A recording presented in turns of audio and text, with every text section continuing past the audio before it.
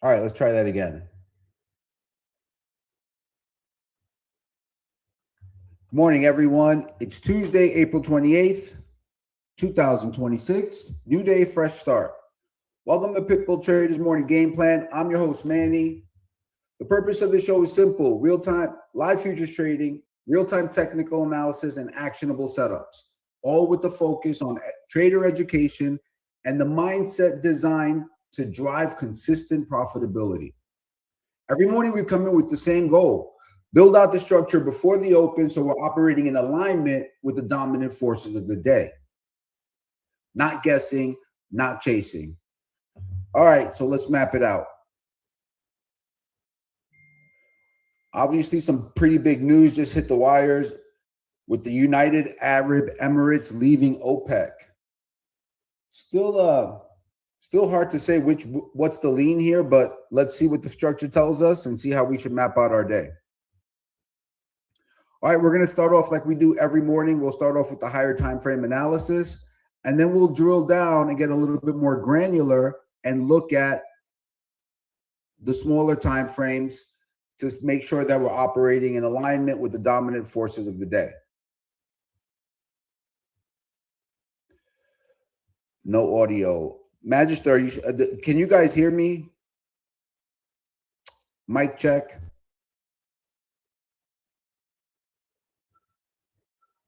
Cool. Thanks, guys. Thanks. All right. So first thing we're going to point out here is we're going to start off with the 4-hour time frame. All right. And now, since the market seems to be in pullback mode, we're going to outline this really quickly. Just broad scope here, broad stroke. Our previous all-time high was here at 70.43. Okay, so let's just make sure we take note of that and have that number in the back of our mind.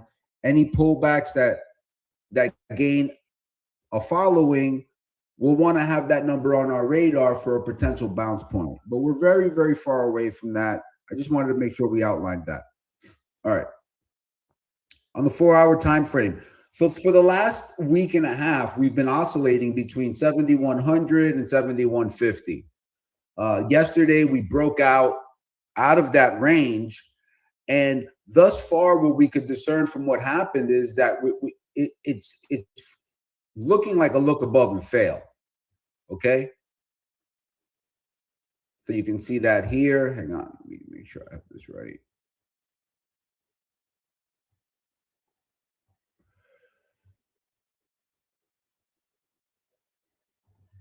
So for a week and a half, we were pretty much in this range here from 7,100 to 7,150. And now price is coming back to back test that 7,150 zone. But on our initials, after the impulsive move higher, right, that made the high, I think I'm pretty sure it was on April 17th, we made the high of 71.85. And then we went sideways for a week. Digestion, it's more of a bullish read than anything else if you have to apply a lean to it. But since then, yesterday, we broke out, and that breakout now is in question, as we're now trading back below 71.85 and back within last week's range.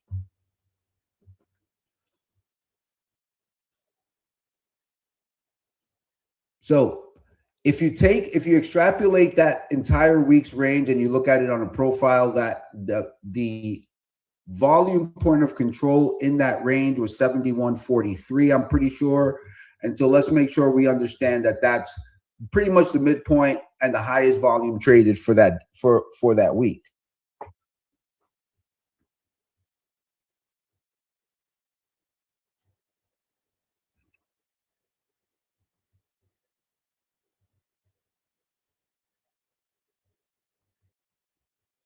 All right, so what's next, right?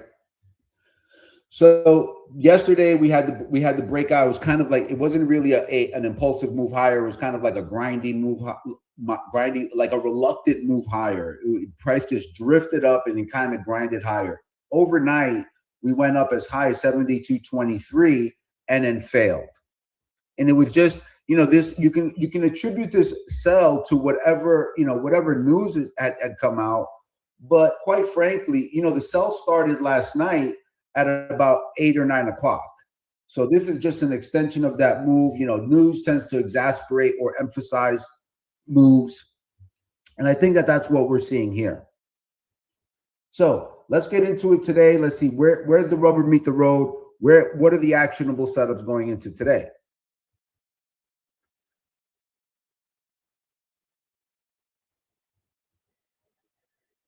So let's outline let's start by outlining the bullish argument.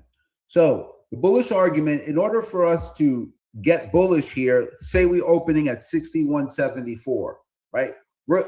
In order to maintain bullish, we have to get back into yesterday's range. Yesterday's low was 71.77. Thus far, we've traded as high as 71.71 and failed.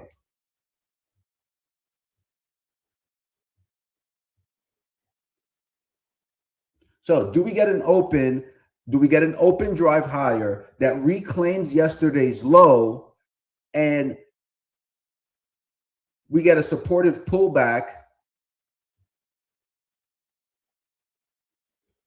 to that 71.71 high pivot that we just put in? At that point, it's going to be a tough read, right? Because are we being rejected from yesterday's low, or are we going to move higher? In order for us to make to trade the bullish argument, we're going to have to find acceptance back above yesterday's low and back within yesterday's range. So be mindful of 71.77. If we get into yesterday's range and spend some time there and price demonstrates some acceptance, then I think that we can open up the argument for long trades that take us back to yesterday's settlement, maybe even a gap fill. But there's some wood to chop for bulls, right? The value area low, or the lowest value area according to yesterday's profile, was 71.89. So if we're going to trade the bullish argument, we're going to need to see price get above 71.77, and not just spike above it, but get above it and show some acceptance. So maybe we do something like this, where we come up, we chop around a little bit, maybe even go as low as 71, but stall out, and then we can start looking for long trades that get us back up to value area, to the prior day's value area, 71.89 being the first target there, and then ultimately for a full gap fill up to 72.06.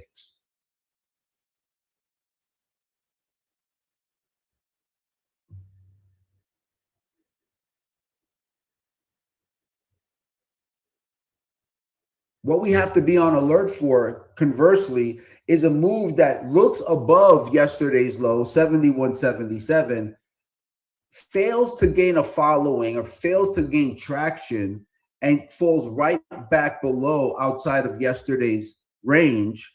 At that point, what we need to look for is for yesterday's low to demonstrate some resistance, and whatever high local pivot we made on the move going up, that then becomes our risk marker, right? So then we can start looking for short trades that take us down to the overnight low at 71.47, and then there's some meat on those bones, right? So perhaps we come up, we look inside yesterday's range, look above yesterday's low, and fail. At that point, if we get back below yesterday's low, 71.77, price gets rejected from prior day's range and fails to reclaim it. At that point, then we can start looking for short trades with our backs up against, with our risk marker being that local high, as well as yesterday's low of 71.77. And we can look for entries on short trades up against these, whatever local pivot, local high was made, and also using 71.77 as a risk marker. At that point, we can look for short trades, and that would take us down to overnight low, 71.4750. All right. So I think that covers the bullish argument, also the trap trade.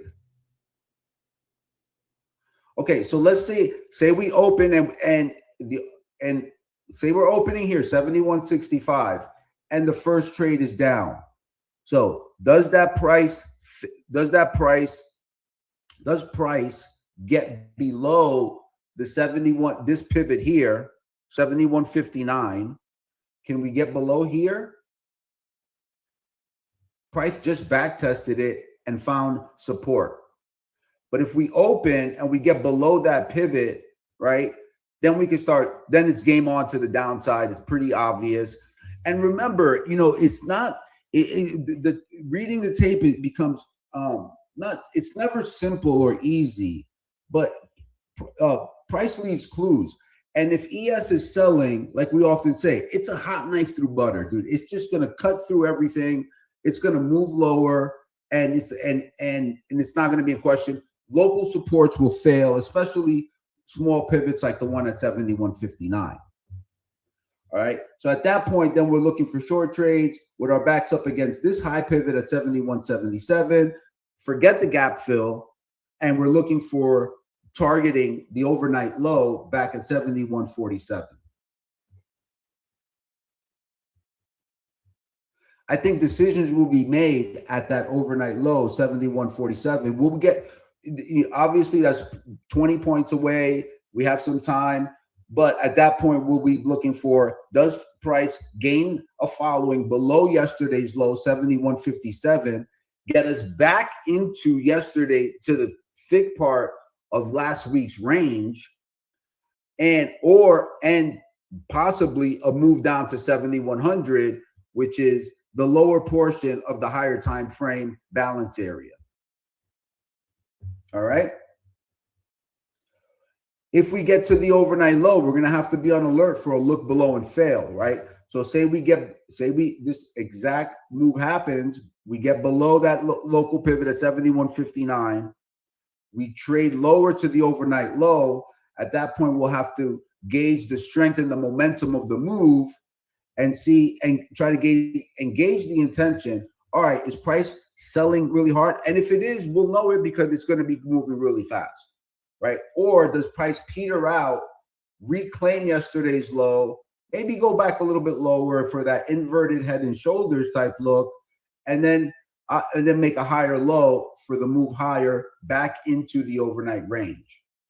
At that point, we'd get a local trend line here that we can use as our trigger for long trades back into the overnight range, and maybe even a potential gap fill. But if we do get down to the overnight low, I hope we do, because there's going to be some nice trade. There's going to be some good opportunity down there, right? So the look below and fail, and the reclaim will yield a nice long trade. And if it's a momentous short and we're selling hard, then it's a breakdown short. What we'll do there is, let me clear this out. Let me get a screenshot for review later. Hang on. But I want to make sure that we outline how we should trade that breakdown below the overnight low.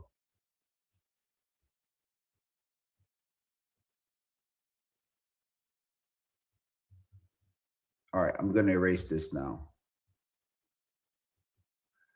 All right, so say if in case we do get below yesterday's the overnight low. So what I want to see there first is a bounce that tries to reclaim the overnight low, maybe even gets above it, but again, fails to gain a following. And then what I'd like to do there is sell the breakdown below whatever the local low was that we put in before the reclaim. But I think it's important that we let price bounce first before we sell it, right? So we'll come down here, potentially bounce. It loses momentum, and then we can look for the move lower, getting short below this local low, right? So with our entry just below it, and our risk marker being the overnight low or this local pivot high.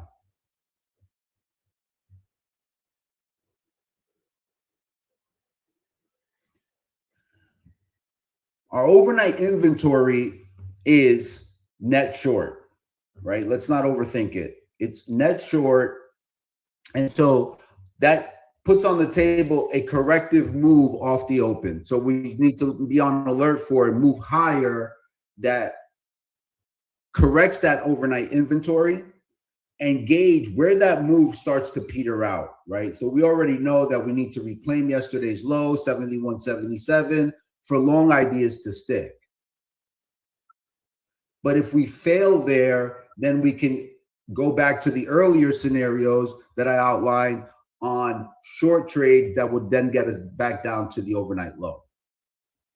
All right, so that covers the two trap trades: the trap trade above yesterday's low, the trap trade below the overnight low.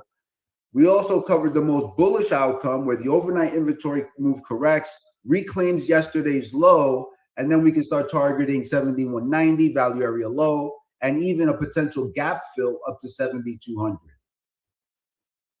We also outlined the most bearish outcome that gets us down to overnight low, bounces, and then continues to move lower.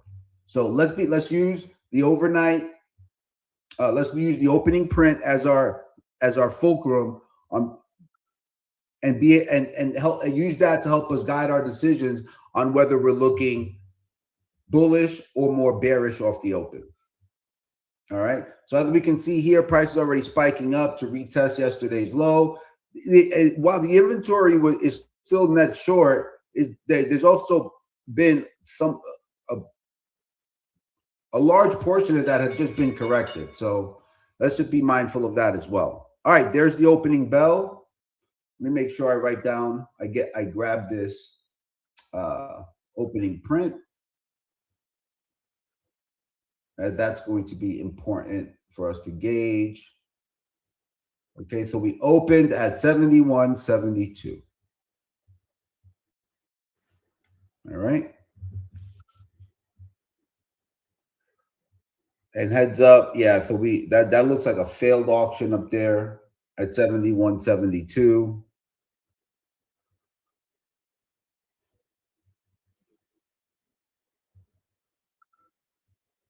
And it certainly looks like we're going to move lower. All right, watch that 71.59 pivot. Oh, where's my hat?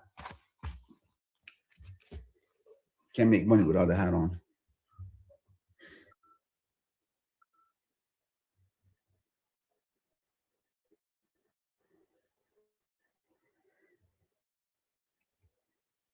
We can also, let's also be mindful that we're looking at on our execution, looking for a early morning low pivot between 10:15 and 10:45. Again, no guessing, no chasing. God, man, the road is so dry. I had to work out this morning, and I just didn't drink enough water. Stay hydrated. It's important. You can't make good decisions if you're dehydrated. You'd be surprised at how much water you need. Anyway, I'll stop preaching now. Watch that 71.59 pivot.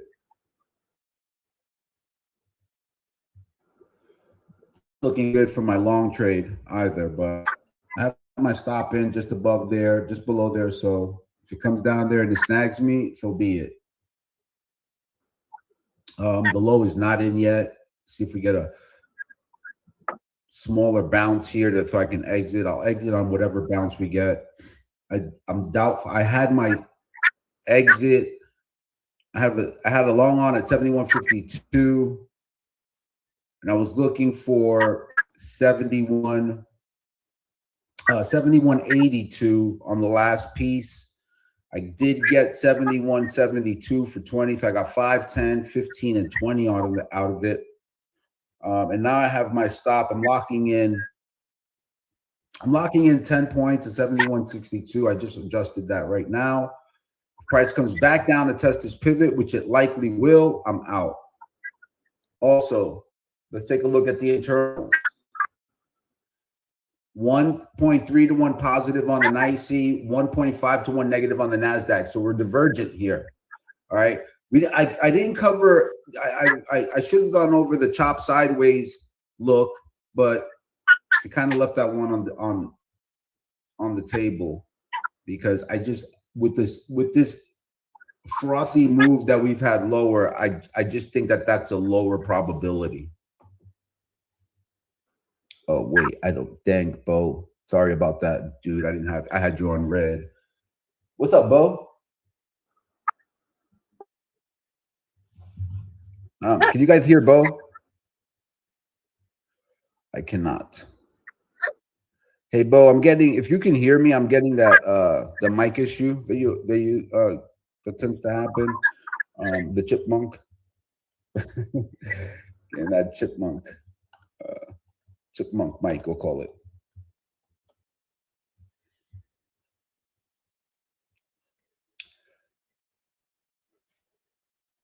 All right, looks like Bo's gonna reset here. Cool, nice. How's that? Better? Much better, dude. Thank you for doing that. Thank you for helping us out with that. All right, dude. Good morning, Bo. Good morning. How are you, pal?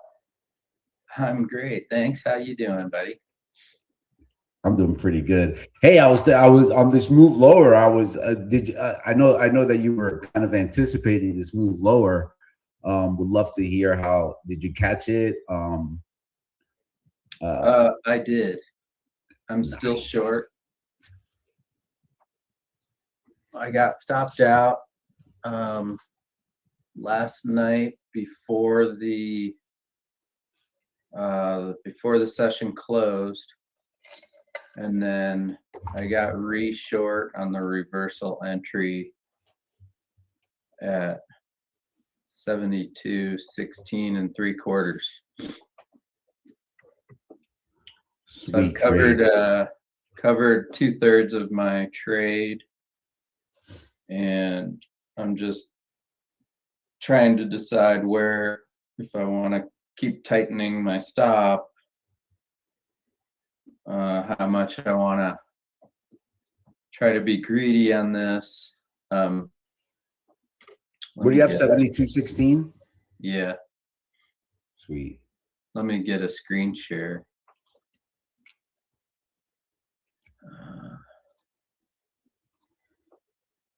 Good to hear, man. I'm happy for you. Yeah, I mean, it wasn't let's see, is that screen share showing up for you guys? No. All right, let me try this again. Cool.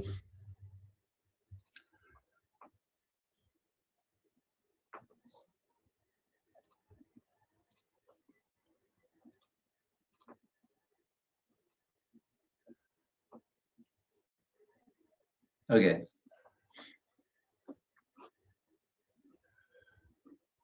It wasn't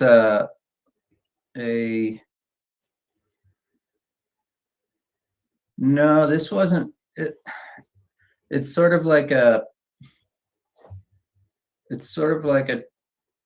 regular trade that maybe it turns into a position trade. I mean, to me, it wasn't that scary to try to be short up there because of the run that we've had and the way the volume was lightening up and the way we weren't getting confirmation in the Dow and the way that the crude levels were holding up. And I kind of expected that we'd still get another punch through to the 100 level on crude. But here, I'll just show you kind of the way that I trade these moving averages and these setups. So this is on the 15-minute chart on the ES. And, this is always what I am critical of myself on, is I typically don't wait long enough for it, right? But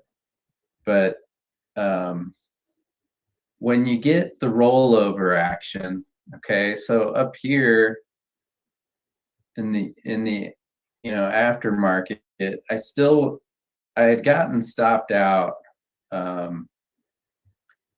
just just right here before this thing went up and took new highs. And then I was kind of watching it as I was sitting around watching TV, and when it reverses and takes out these levels, and then that moving average starts to roll over here, I was watching that pretty closely. And the thing I was referencing there was my level sheets, where I had an R1 level at 20.5. And so when it came back up and tagged this moving average here, I was kind of looking at, okay, where can I try to put this trade on, and get it in a spot that, that I have a reasonable stop. So I guess where I got in was on this retest. I was thinking 16.75, but it was the system I use basically is when the price touches that moving average, I look to short a retest of that candle right there. So the high of that candle was 12. I put it in at 11.75, and then I try to use a tight stop on when I'm trading the 15-minute chart. I kind of feel like, well, it's a broader time frame, so I have to use a little wider stop. So 11.75, what I was looking for was it shouldn't violate that high again up there at 19.25. And on the levels sheet, I had my R1 at 20.5. So on this particular trade, I used a 10-point stop, and quickly filled on my short, and then quickly got, because I used a 10-point stop, I used +8 and +16 on my first two entries. And then I've just been trying to decide, do I just try to turn this into a position trade? Probably I should have just covered down there, because that was a very good sort of capitulatory finish to a wave pattern. You can count it, if you count it from here, 1, 2, 3, 4, 5, you sort of can count that 6, 7, right? So it's like it gets pretty long, it gets pretty overdone at that point. And you can see that if we this is why I draw these boxes, because here's our 5-day ATR, is this yellow box range. And so I'm always using that to say, like, if the high of the day is in, I put that there, and then look at how it filled that ATR really nicely. And so I was kind of looking more for that move back to the 70, 50, 70, 43 level and even lower. So I'm kind of trying to figure out, can we get that kind of move? Chances are we really don't, until we have another sort of catalyst to take us there. But across my charts here, we've got same thing in crude. We put the low of the day in and the overnight, and then look at build that ATR perfectly. NQ, same thing, except NQ expanded its ATR slightly. The ones that did not fulfill their ATR were YM and RTY, and they couldn't quite get that full thrust. So in general, I'm kind of looking at, we were up so much on this light volume. Everyone had gotten super crazy bullish again, where 3 weeks ago everyone was super crazy bearish. And it was, I couldn't have expected that we would have a day where Nvidia would have been up 4% and then we wake up this morning and it's down 3.5% to open, you know, that it would have reversed that entire day yesterday. But I still think that right here we got to be looking for a bigger sort of consolidation and selling of this huge rally that we've had. I mean, it's pretty historical rally that we had. And if it's more position based than anything, then you got to be careful because you know, if the buying stops, this thing can drop hard. So I don't know. We'll see. On the ES, this is something that's interesting is the ES broke this trend line and now it's checked back perfectly to the trend line. So that could be sort of, as Manny was talking about, a rally up to yesterday's low is a pretty good spot to be looking to go short again if you can then get some confirmation signal on your entry. Interestingly, on the NQ, I'll show you where this trend line comes in. It's the same trend line, but you see how much stronger the NQ has been. It hasn't retested that trend line, not even last night in last night's move. So I guess my expectation would be that we still need to come back to that trend line, and I believe that the NQ really needs to get back and retest this breakout high at the, what was the level, right? 26,400. But we'll see. It's been such a bullish move that I don't want to be overly stubborn about it. You know, like you can pick your spots and take short trades. There's nothing wrong with that.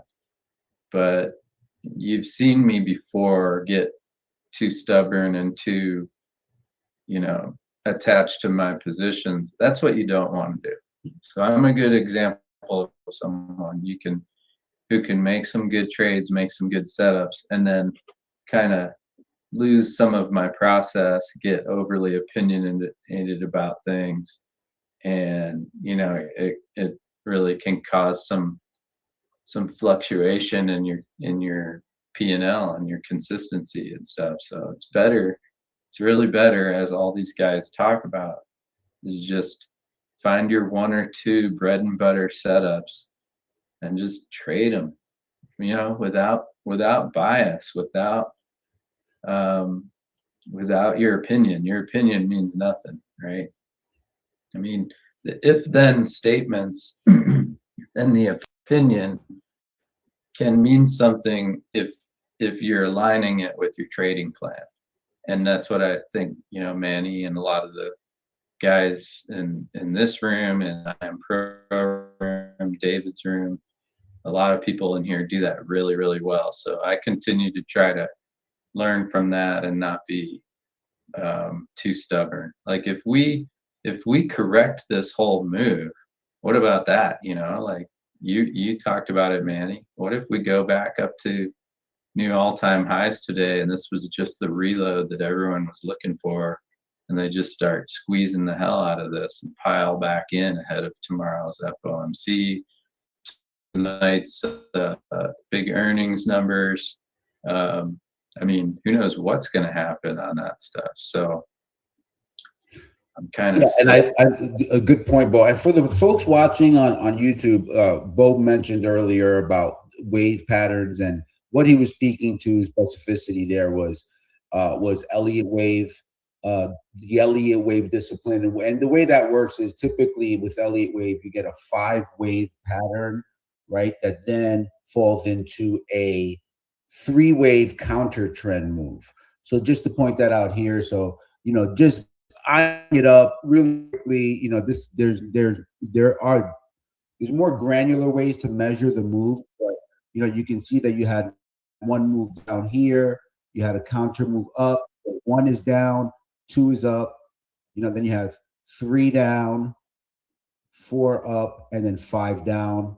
And then typically what you see after that is a counter move that goes 1 up, 2, and then 3. And then either you get a resumption of that trend or you start a new 5-wave pattern. So just wanted to let the folks know about that. Got some questions on it. Yeah, so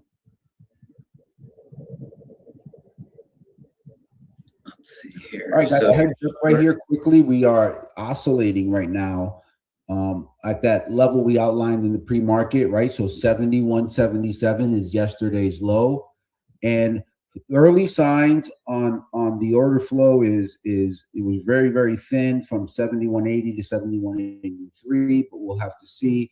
And what we're seeing here is that overnight inventory correction move that we anticipated. Right now, the question that we're asking ourselves is, does price demonstrate acceptance above yesterday's low, right? Does it look like price is being accepted back below? At that point, we still need some time. Let acceptance, the easiest way to spot acceptance is time. So let time build out. Acceptance can never be discerned from just looking at one candle print. So typically for me, what I like to see is, at least 2 15-minute prints minimum, but preferably 3 or even 4. And you're typically gonna see an entry point after that acceptance pattern forms.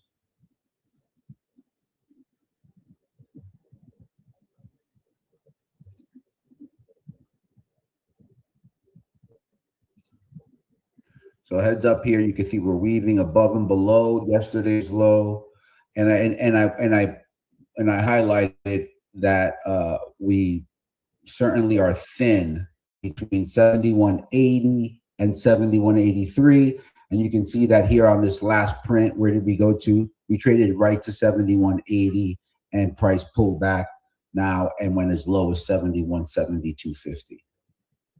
So let's watch this a bit here and let the market give us clues. We want to operate in alignment with the dominant forces, but we also don't want to get tricked. Yeah, we have a S1 level at 80 3/4, and on the NQ, that S1 level is 297. So it doesn't always correspond perfectly with each other. But just to give you some ideas of levels that might try to hold, the S2 levels at 175 3/4. So that's kind of a good one, and 125 3/4 on the 5-day moving average. So that one held beautifully. And right now, like my normal day trading setup, I'd be trying to sort of think more long side, because we're now above the RTH open. Manny talked about that some, but those are big, important, the opening print is a big, important level for where and when and how the big money flows execute their positioning, in my opinion.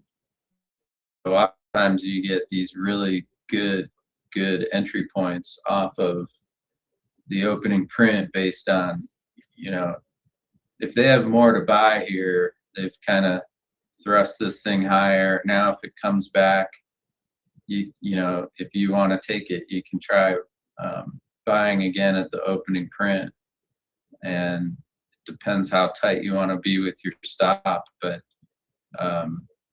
oftentimes it holds pretty well. Or if it's going to be, if it's going to run some stops, and be false, it's sort of like Manny's typical look below and fail. Like you might get a point or two through that opening print, and then it reverses hard and just goes for the buy stops to the upside. And that's how these squeezes can really manifest. The other way around is if we drop back below the opening print, then I'd be looking to short on any retest of the opening print.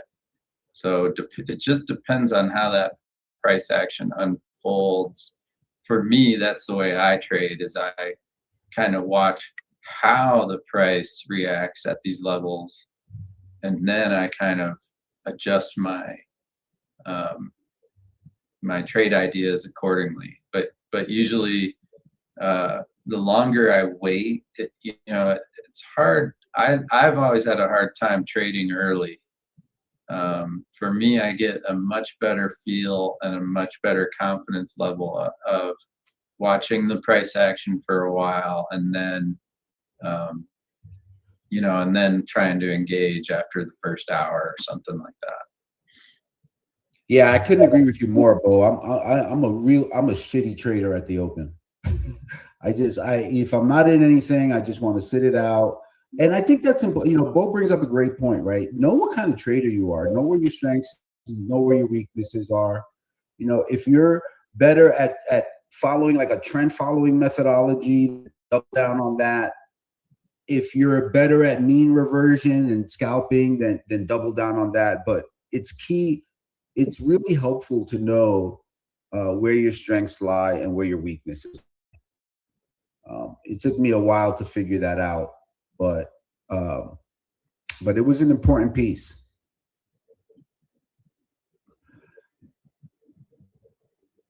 I found that being more of a trend follower worked well for me, and the reason why was, this dates. I'm gonna probably date myself here, but this dates back to 2012, 2013, right? When I was first cutting my teeth, and there was a time there where the indexes were really big. I remember TARP was going on and so forth, and I kept shorting it because I was trading Bollinger Bands, and I kept shorting it. And I kept getting crushed. And then that lesson taught me that. So then I stopped shorting, and I just would look for long trades.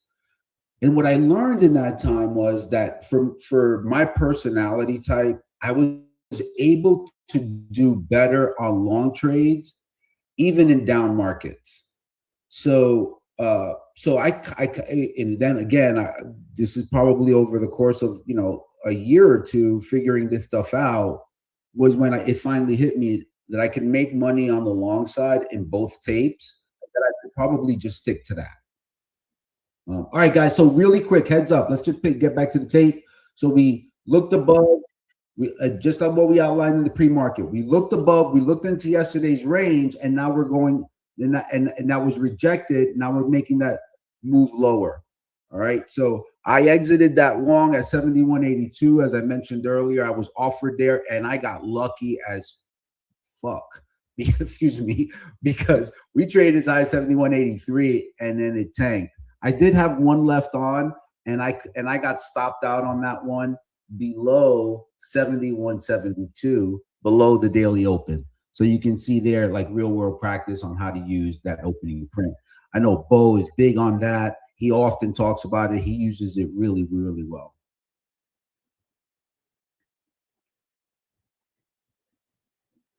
Yeah, so watch the NQ on this rejection here. So heads up, so we can now use that yesterday's low 71.77 as well as the high 71.83 as our risk markers for any move lower, right? So obviously we want to let price. We've gotten the rejection. It would take quite a bit to get back up there and reclaim it. Not saying that can't happen. Bless you. Oh, Bless you. thank you. Yeah, there's a ton of pollen outside. You can cut it with a knife, and I have terrible allergies. But anyhow, we can use that local risk marker, 71.77, 71.83 for any short trade ideas. And that one's got meat on the bones. Remember our 96% setup, right? So 96% of days price will tag either the overnight high or the overnight low. So that being said, we have a few things in our favor here, right? So we looked above into yesterday's range and we're rejected, right? That was a rejection from the prior day's range. Okay, check. All right. We also got back down through the opening print at 71.72. Check. We also know that on our execution clock, we know we're looking for a low pivot in about half an hour. So just use those tools to your advantage. Don't sell haphazardly, but look for entries that are really close to your risk marker, whether that be, if you have a fixed risk setup or whether whether you're using structure in the market. Try to be prudent about those entries. All right, so we also talked about 71.59 and the need to get below that. Earlier, just before the open, price went down to 71.60 and bounced. Just now, we just came down to 71.63 and bounced. So it's certainly not a clear read here, because if we can we need to get below 71.59 for sure. We know that, right? But we've gotten higher low, higher low, higher low, and we can see that here on the 15-minute very clearly, right? So here's the need. So this is our need right here. Got to get below that. But we can also see that we're not the only ones with that idea, right? So we got a bounce here, a bounce here, and a bounce there. All of those bounces left buying tails. So let's just see what happens here. Let's gauge the strength and the momentum of this move lower. And now just a quick heads up on the internals. The internals are in alignment with the NYSE 1-to-1 negative and the NASDAQ 1.1 negative. Interestingly enough, so I noticed something overnight too, well, earlier this morning as I was prepping, is that, on the flows stuff, Vega or volatility is bid. And that's kind of, I looked at it yesterday, and it was more bid than it was the day before. And last night, Bo, I was thinking about you because, excuse me, when price spiked up to 72.20, I think I saw it trade like 72.20, and then I had to leave. But I thought, I said, as soon as we opened at 6 p.m., price spiked, right? And it was on such thin volume. I was like, these guys are going to get smoked. And I thought, well, if we take out, what I was looking at the time was this pivot here, right?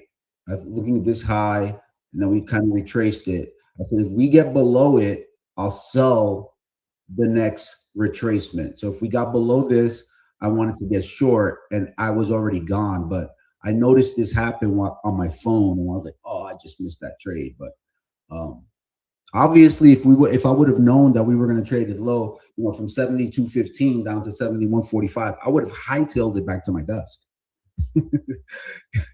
But that didn't happen. So.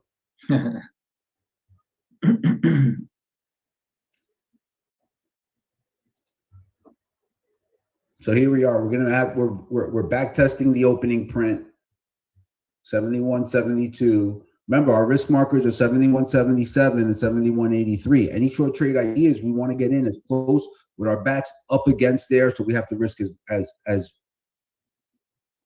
few points as possible. Another approach is, maybe throw out some micros. If you're going to, you can probably tolerate a little bit more of a retracement on those. And at that point, if you can use a tighter time, you can use the 71.77 risk marker, and you're not risking too much as if you were in the mini. Several different approaches to it. And that's what I did, guys, just as an FYI. I sold a handful of micros at 71 quarter, just because because that, again, right? So we discussed it. ES, when it sells, hot knife through butter, right? We knew that the only level that mattered coming into this open was 71.77. So it sold off pretty hard.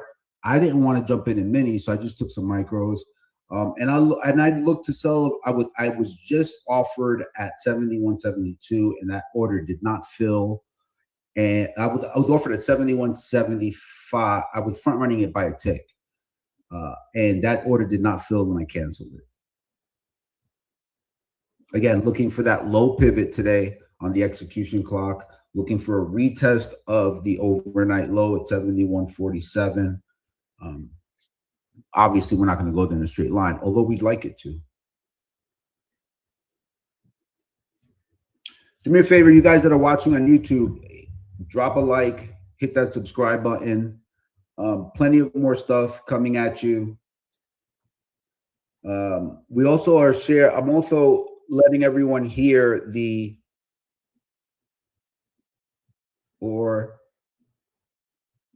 let me know if you can hear that, because that's our Spygate program that alerts us to institutional activity. And we want to be mindful of that because it's a clue, right? Big money leaves clues, and when these larger programs execute, you want to generally be on the right side of them. All right, back up to 71, 72 now. So certainly not the follow through that we were expecting, but the rejection from yesterday's range is really what we need to key in on.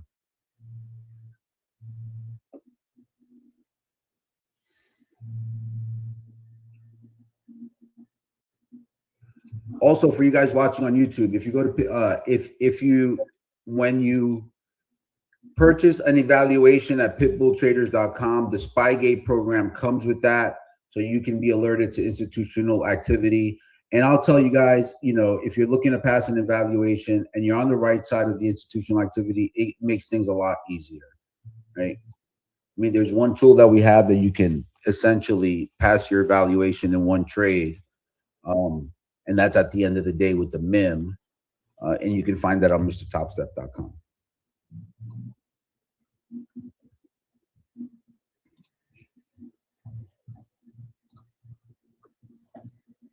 Okay, the 30 here is something I'm watching closely here.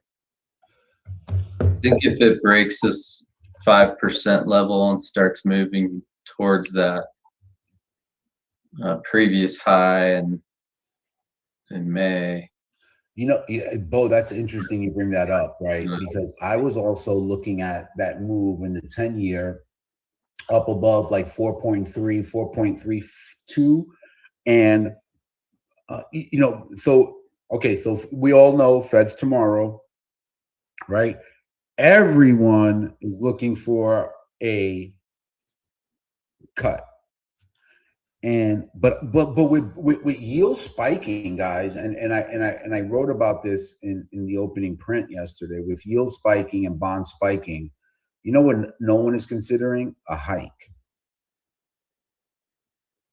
Just saying. It's not a prediction. It's just an observation.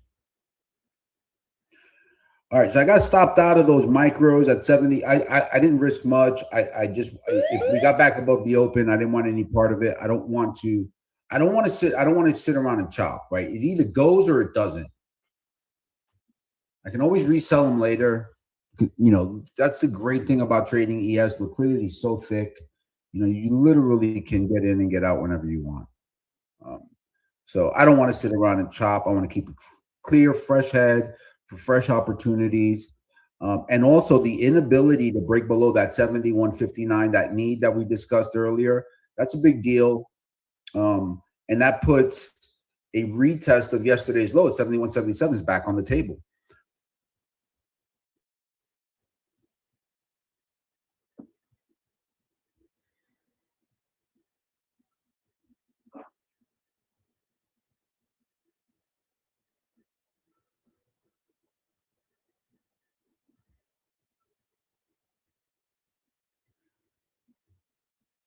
So we pointed out, right? If the ES was selling, we would, that local pivot at 71.59 would not have slowed us down, right? And guys, that's really important to know, right? We've all seen ES sell, and when it sells, it goes. I mean, it goes.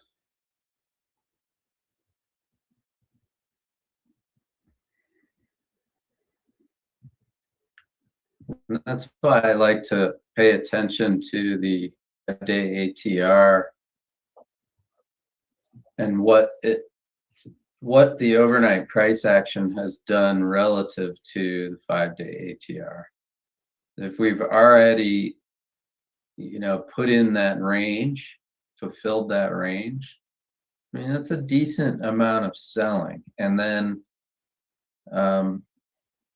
something to consider there is if a lot of this big upside thrust was coming from global inflows, then it doesn't surprise me to see that overnight selling in the European session, right? Because they get to a point at some point where they kind of stop their buy programs, or they start taking some profits, or both, just out of the discipline of, yeah, this thing's run a lot, let's take some off the table, especially as we go into the Fed meeting and some of these earnings and stuff. Why wouldn't you take some profits, right? So it doesn't mean we have to get super crazy bearish the way I kind of like to, but but the market needed a little pullback here for sure. And so Hey, Bo, for the folks watching that may not know, can you explain to them what ATR means? The ATR is the average true range, and it's calculated differently. I have to probably look it up to explain how it's calculated differently compared to the true range. Basically, the true range is just the high minus the low, and then the average true range, it factors in, like, if you look up the equation on it, it factors in a slightly different calculation on it. But basically, you can then adjust the period look back. So what I'm referring to, or what I use in my stuff, is what a lot of people use is on the daily chart, the 5-day average true range just being how much does the market tend to move over those, what kind of range does it put in over those 5 days.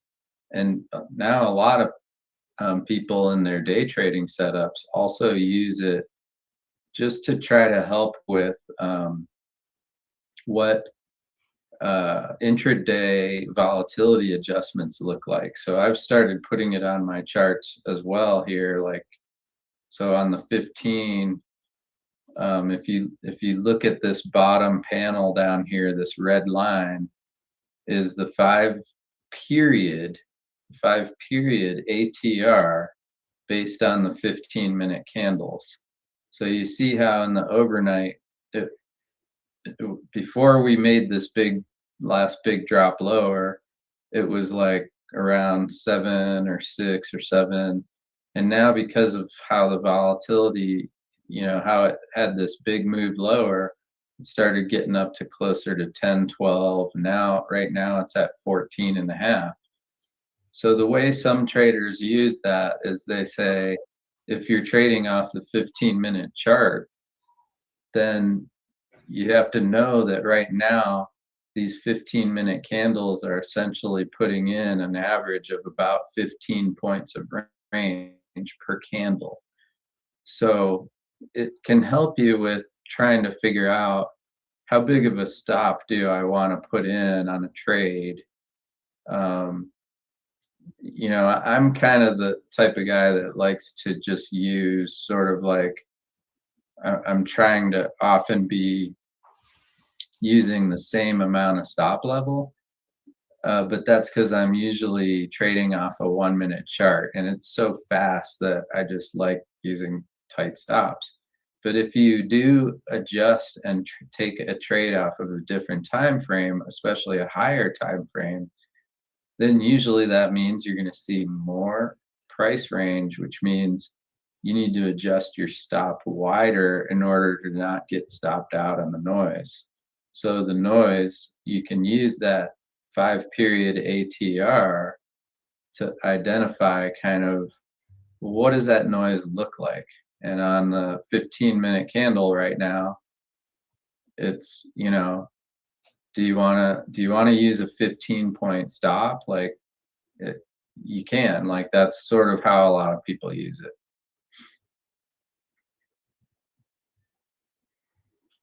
Thanks for that, Bill. Yeah, what I do is I track kind of how the two.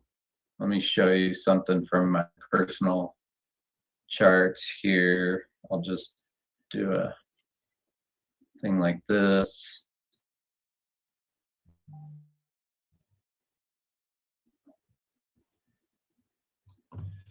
Okay, so this is from personal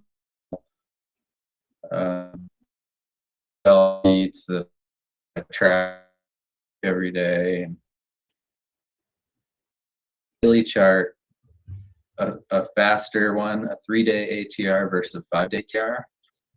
And so what I do is I use that to help me determine sort of contracting versus expanding volatility potential. If that makes sense. I mean, let me know if you have questions. But Yep. Yeah. If you have any questions, please drop them in the comments. If that wasn't clear to you, we certainly want to make sure that that concept is clear to you.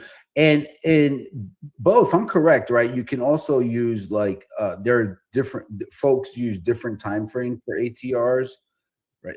Am I clear on that? Right? Like I think some you can use like an ATR of a fit of a again, I'm not sure, but maybe of like an hourly chart or a is that the way it works?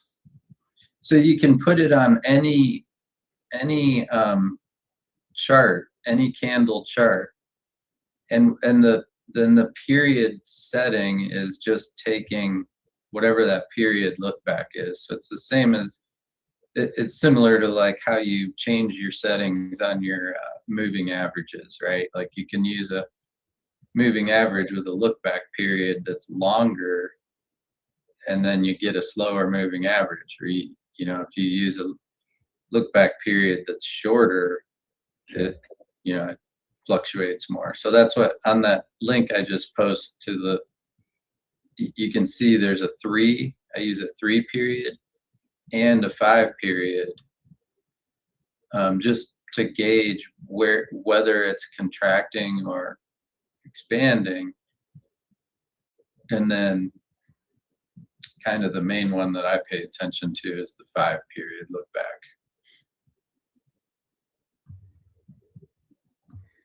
But that's like, for me, I use the 5-period look back as a way to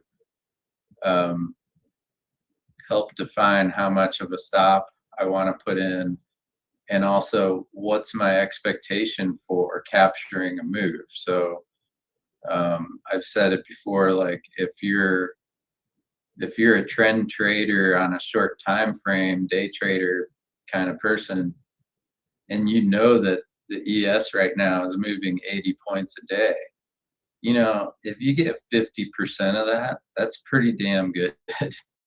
And if you get 75, 80, 90% of that, that means you've caught the high or the low really well, which you never know until after the fact, right? So it's just a matter of trying to kind of decide on the fly, like, oh, how greedy am I being here?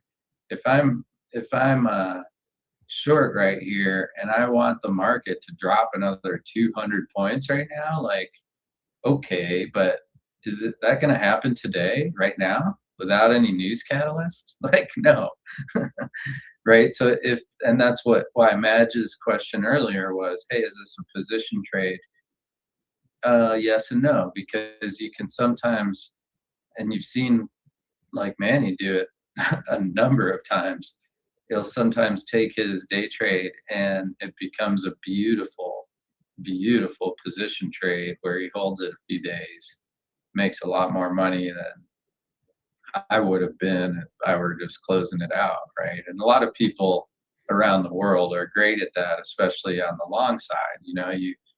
That's where the multiple time frames come in, because you look for the inflection points, and then when they happen, if it's a true turn or a true reversal in the market, those are the ones that typically pay you the best risk reward, right? So especially if you can turn a day trade into a position trade, and instead of taking, you know, uh, 60 points out of it, you get 300. Wow, you know. But Yeah, it's tricky. It's hard to go back and forth, right? Between time frames and between, you know, again, that's where I get into trouble sometimes, because I then get too attached to my position. And it's like you almost have to have, a totally separate trading plan to make sure that you're following some rule set, so that like, because you don't want a winning. One of the worst things that happens for me is, it doesn't happen anymore because I don't let it happen anymore, is, pretty much, if I have a winning trade, I do not want to let that thing become a losing trade. That's like a really painful thing to experience if you haven't already. yeah, agreed. Couldn't agree with you more, right? There's nothing that hurts mindset more than that. Because it's also like the bleeding out that hurts, right? So you saw it be green. There's the euphoria that comes with that, and then you're watching it go less green, less green, less green to now red, right? That emotional roller coaster is one that you want to avoid, because at the end of it, you're going to be emotionally depleted, and what's and no good decisions come after that. At least not for me. Right. And so to Bo's point earlier, yeah, I think that one of my skill sets is to be able to hold on to trades, but there are times where I can hold on to a trade more than others, and that's directly correlated to like to my mindset, to how I'm feeling, right? If I have had a bad day and I drew down, then I'm going to want to, I'm going to want to build myself back up. I'm being mindful that, hey, I just, I had to draw down. I don't want to try to make it back in all in one trade, right? I want to kind of I want to start taking base hits. I want to start taking smaller trades. I want to kind of build myself back up. And it's this weird thing that happens, because after you start trading really well, that at least for me, after I'm trading really well, that's when I can really knock it out of the park, right? So and that usually tends to happen like on a Wednesday or Thursday, depending on how my week went. uh, but yeah.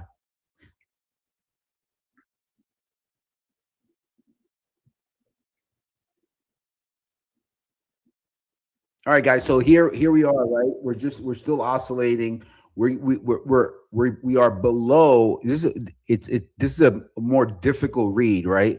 Because we're rejected. We have to hold on to the idea, the context, right? We were rejected from yesterday's range, but have sellers gotten any traction for it? Have the sellers from the regular trading hours open that sold on the rejection of price from yesterday's value, are they getting paid?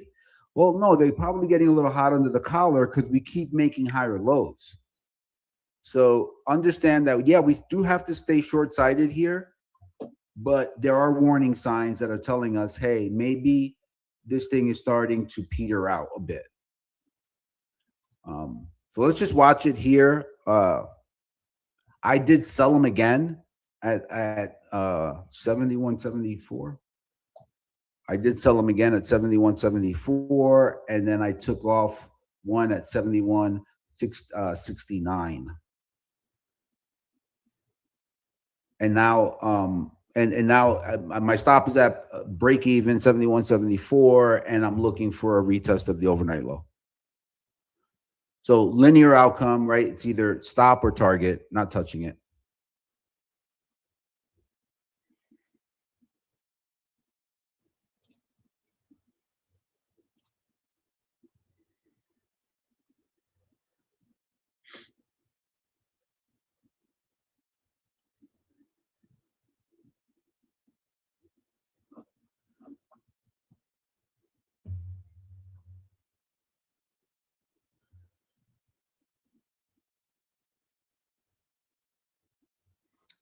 The low print of the day is 71, the regular trading hours only, 71.6175.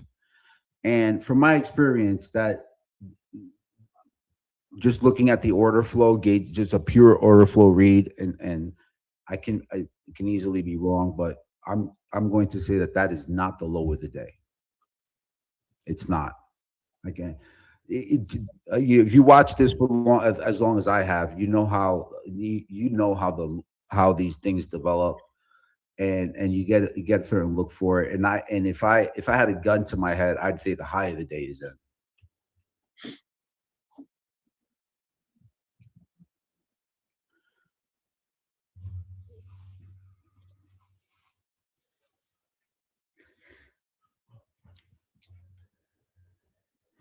Let me just outline this here with y'all.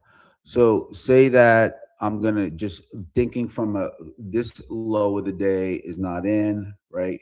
So say we come down here, we breach that low, get below the 71.59 low that we need, that we outlined earlier, right? Then we get our AM low, we bounce back up, retrace some of this move, never really touches these high pivots. If it does, then we know we're wrong.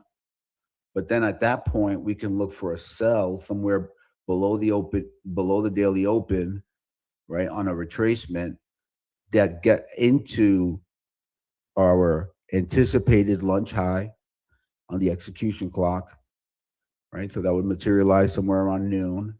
And then we can look for our 230 low into a test of the overnight low. So that's something I definitely want to participate in.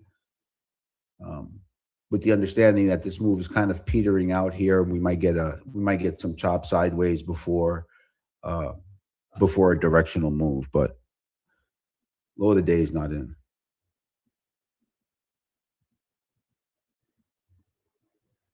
Yeah, I kind of like that idea. I've seen that happen before. We kind of move down, right?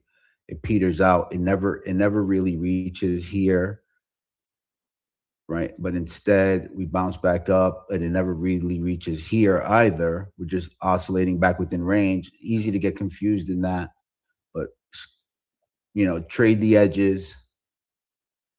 We know that the most important level for the day is 71.77. So if we get back up here, any entry on the short side, which you're back up against that level, you know, and if you get back above it, you're wrong. But then you also have a clear read on the directionality of the day, and you can look for long trades. Right? Come down here, and then we come up, then we're looking for a long trade somewhere in here. All right. You look for long ideas right above, back into the range, but we're moving lower here, as anticipated. On days like this, with look, we came in with overnight inventory net short. We had to move higher to correct some of that, but the market is showing us its hand. It was never able to get above VWAP, the 24-hour VWAP, that which acted as resistance. And now we're just kind of knocking on lows again.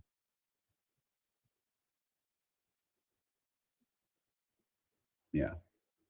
So let's see how this unfolds.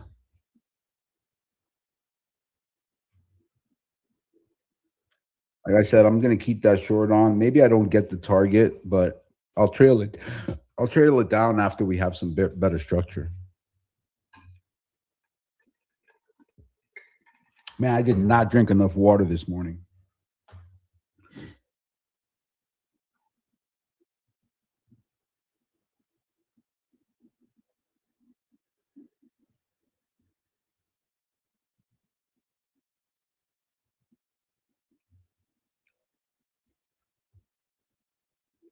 And just for a reminder for you folks watching on YouTube, remember if we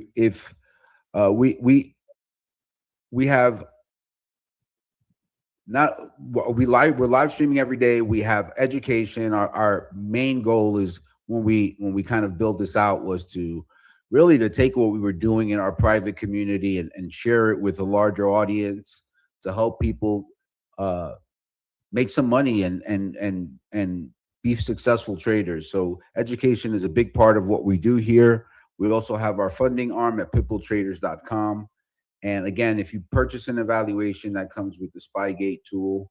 So go to pitbulltraders.com, or if you're interested, if not, just do us a favor. We're trying to get our legs underneath us on YouTube. So hit that like button, hit the subscribe button. We're on every day. And we're just starting now, but we're building this out. We have a ton of value to add with guest speakers every day.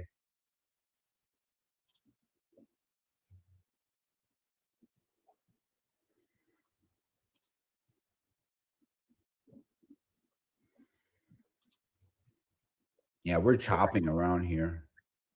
No clear read. I got 40 seconds till Dallas Fed Services. Oh, good call. Thanks, Bo.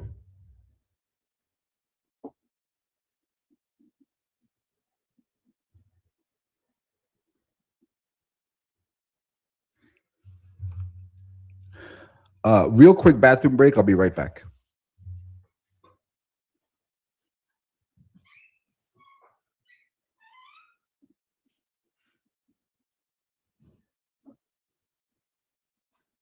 So here comes the number, 5 seconds.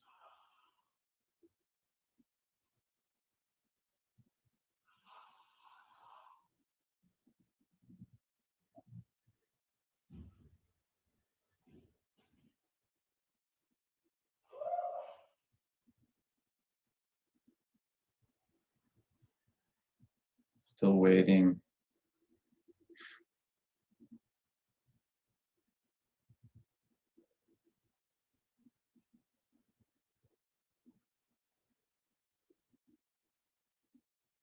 Okay, the numbers are a little better than previous and fairly in line with forecast.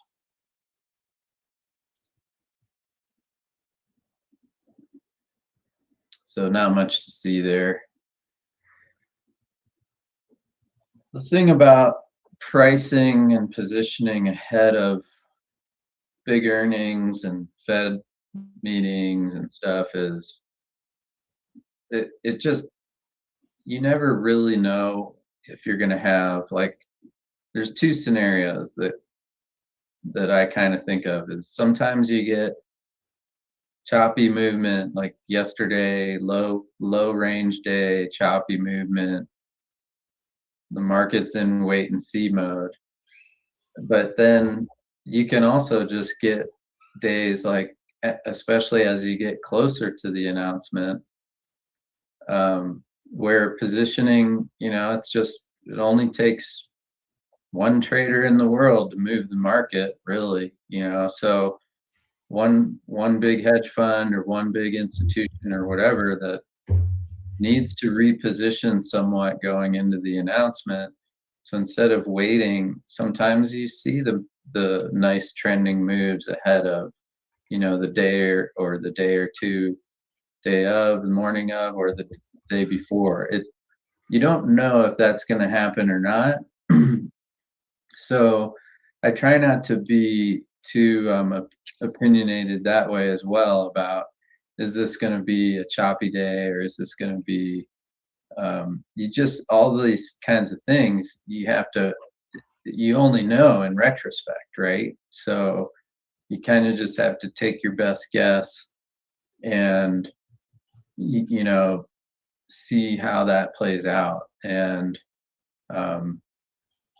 the thought that I have here is sort of with you, Sam, is like, we've had a really big run, and if more selling starts coming in, then it's easy to see that, kind of get a little more of a downtrend day going and actually have a pretty decent shakeout ahead of these releases. Because if these guys were piling in at the highs, what do they do right here? They're not really that apt to wait. The lower it goes, you hear it a lot. Selling begets selling, and buying begets buying. These momentum trades, once they start unwinding, winding or unwinding, they can go a lot farther than where you might think, because it's like right here. If we start to break, there's a lot of folks that were hoping, that this thing was going to just hold and bounce and go right back up to 7,200. And so they're watching this closely here to see, all right, how much more de-risking do we have to do here if this thing starts, really moving and eyeing lower? Like, look at the RTY right now, has now fulfilled its 5-day ATR, and it's on a straight line drop right here. And that doesn't mean it won't just hold right here, right? But it's on a straight line drop. So if it decides to start going into a more expansive kind of day in terms of the ATR has been contracting, but if it decides it wants to, take some of this off the table, then it should, it could easily go back down to this low. And is this low actually significant enough to hold? I mean, it could just go right through, like Manny's talking about, a knife through butter. So that's why I like watching all of these different markets at the same time, because I feel like it often can provide sort of your own little intuitive edge of, like, if you're seeing red across the screens and everything's starting to tick red, and things are dropping and accelerating, and then don't be stubborn with your longs, right? Be at least conscientious that this move has been a face ripper. And what happens when the buying ends? Well, you correct and you go back into that range some to see where that next support level actually is meaningful and comes into play. So Heads up, new lows. We took out that low pivot, guys. Like as we warned. Again, we've been all over this. Bo and I have been all over this, guys. We took out the low. Let's see what we get. But now we're now below that 71.59 pivot that the market was kind of bouncing off of and forming those higher lows. Any buyers from those buying tails now are being stopped out, and they are getting clapped. Yeah, that's what happens. We've all been clapped. I know I have been more times than I care to admit, but it's part of the process. Whatever. You see where this corresponding tail is down here in the NQ to what I was just pointing out in the RTY. See where that corresponds and where that comes in on my trend line right here. See that? It's perfect. 26,700. Well, really, my thought is we need to retest the 26,400 breakout level. We kind of tested it okay and held, but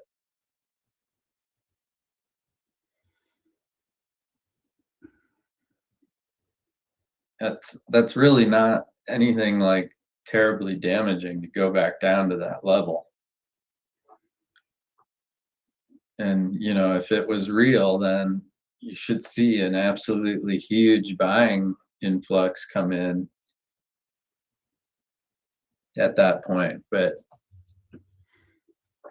there's also a lot of late longs that will be watching that to make sure it holds. And if it doesn't hold, then they'll flush it even further. If the Fed does talk at all in terms of hawkishness, you could see this thing back into the 68.50 level pretty quick. Here we go. New lows, guys. 71.55, targeting that 71.4750 low for the 90 to satisfy the 96% statistic. Hope you guys are following along. And if you like what we're saying, uh, visit us at pitbulltraders.com, as well as there's a link to our trade room. We live stream in the morning, and then we have the after hour party, for lack of a better term, where we go into the Pitbull Traders chat and we kind of continue on there. More less formal, more just traders, discussing ideas, spitballing trades out. Cool bunch of cool stuff going on in there. So use that link posted in the description. And if you're unsure, again, we're calling this tape out every day. Hit that subscribe button, or at least give us a like.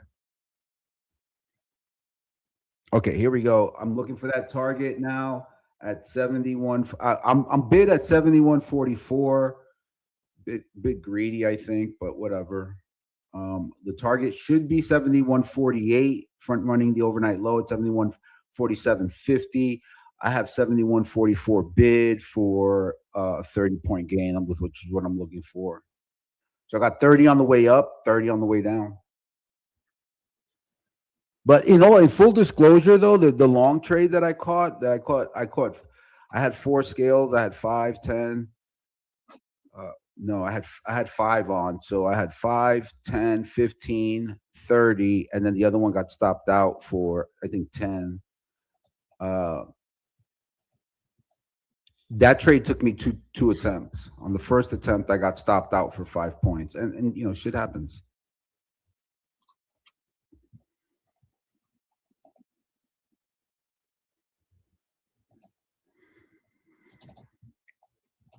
But we did tell you that we were looking for an AM low. We also did tell you that the low of the day was not in.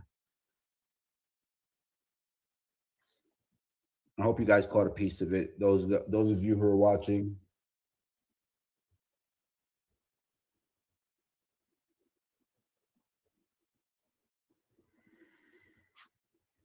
Looking for 71.44 here, but if we get below there and peter out, I'm going to be quick to close it. I'm not going to overstay my welcome, right? I also don't want to sit through a heavy retracement here. Like, I'm just going to take a dynamic exit if I can. Move on. It's still early enough in the day. The ranges are expanded. Volatility is expanded. The VIX is creeping up on 19, so there's going to be more opportunity in the day. I don't know. I might cover 71.44, and we might be trading at 7,100 by the afternoon, and I'll leave something on the table, whatever. If we do trade 7,100, how are there not going to be another? Wait a minute. Heads up at the 71.50 low, 71.50 quarter low. Early signs there. We are also at the tail end of our AM low window. So yeah.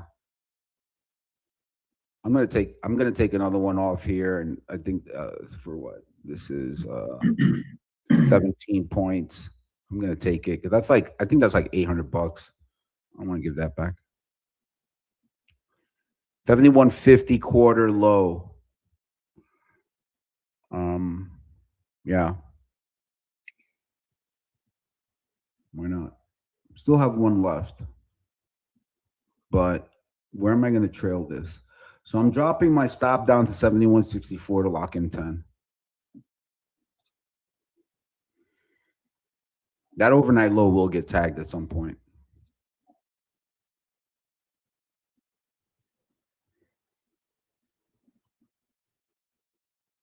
My real target is about 200 points lower. Sweet. Let's go.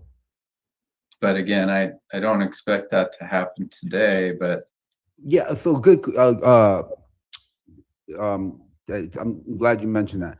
So when would you be expecting that? Like, what's your time frame on that? Is that like this week, this month? Well, it could be this week easily because we have enough catalysts to get us there. The only way it probably happens today is with some news thing, like Rev was just posting about Jamie Dimon and this crunch consideration.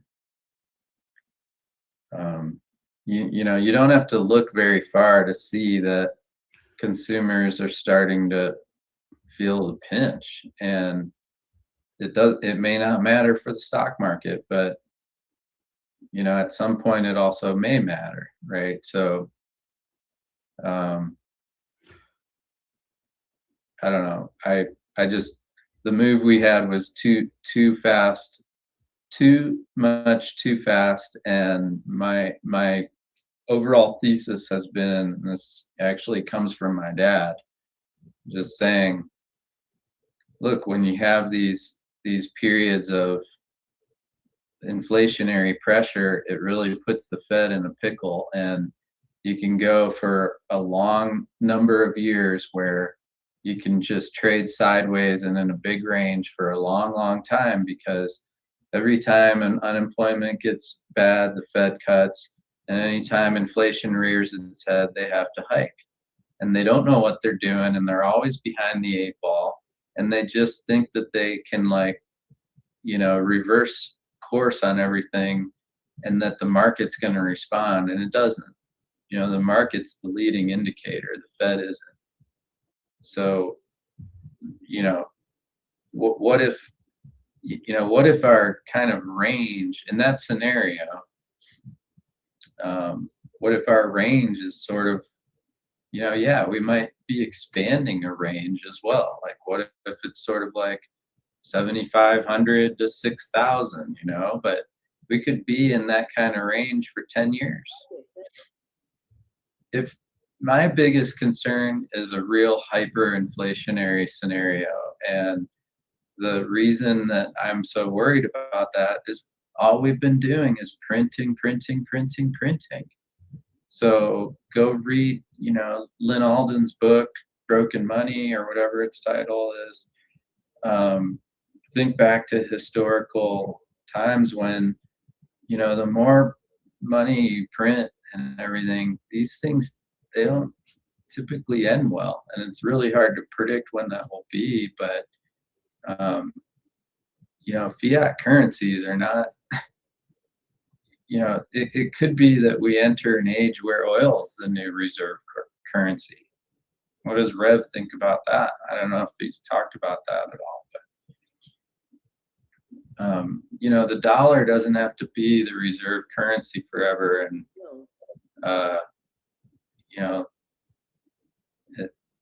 again, the pessimist in me starts really looking pretty funny when I get my face ripped off with my shorts. But you can't get too carried away with this. When you have moves that occur that are, 10 days of trading and the NQ rips 50%, I don't know what it was exactly, but you can measure it for yourself and decide, is that actually a sustainable move or not? You need to go back down into that range, in my opinion. So if it's this week, maybe, who knows, maybe it's in a couple months. Or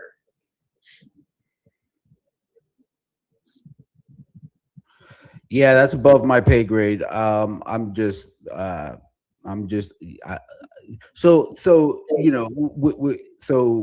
here's my thesis, my theory on like inflation. And it typically hurts the lower socioeconomic, the people in the lower socioeconomic range, right? So people of limited means get hurt most by that. But those also aren't the investors in the market. They tend to be, living paycheck to check. And while that doesn't give us an edge at least doesn't give me an edge, I think that the reason for the rip is just unfettered greed. I think that, people are people that have money are probably see what's coming on the horizon and are just, being greedy. And they're buying more because they see that there's, they're not worried about this other stuff, and they're not, I don't know, that's just my thesis. Well, I try not to think about that stuff. I try to focus on like, where's the next trade? Where can I get 5 or 10 points? Oh yeah, no. Yep. You know, what you really want to do is own things in an inflationary environment. So that's why this is such a tricky trade, because that's why I feel like we've had such a good rip is, you know, cash around the world was building and they were waiting for that pullback and they got it. And so then they start pouring in, and if we're going to have a lot of inflation, then you want to be an owner of assets.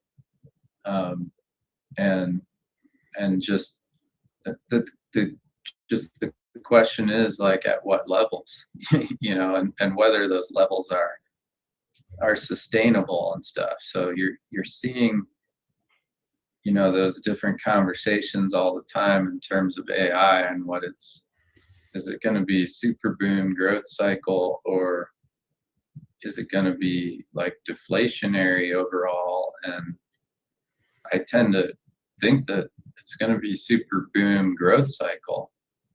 But how do we really know? I mean, I already know people that have lost their jobs because of AI.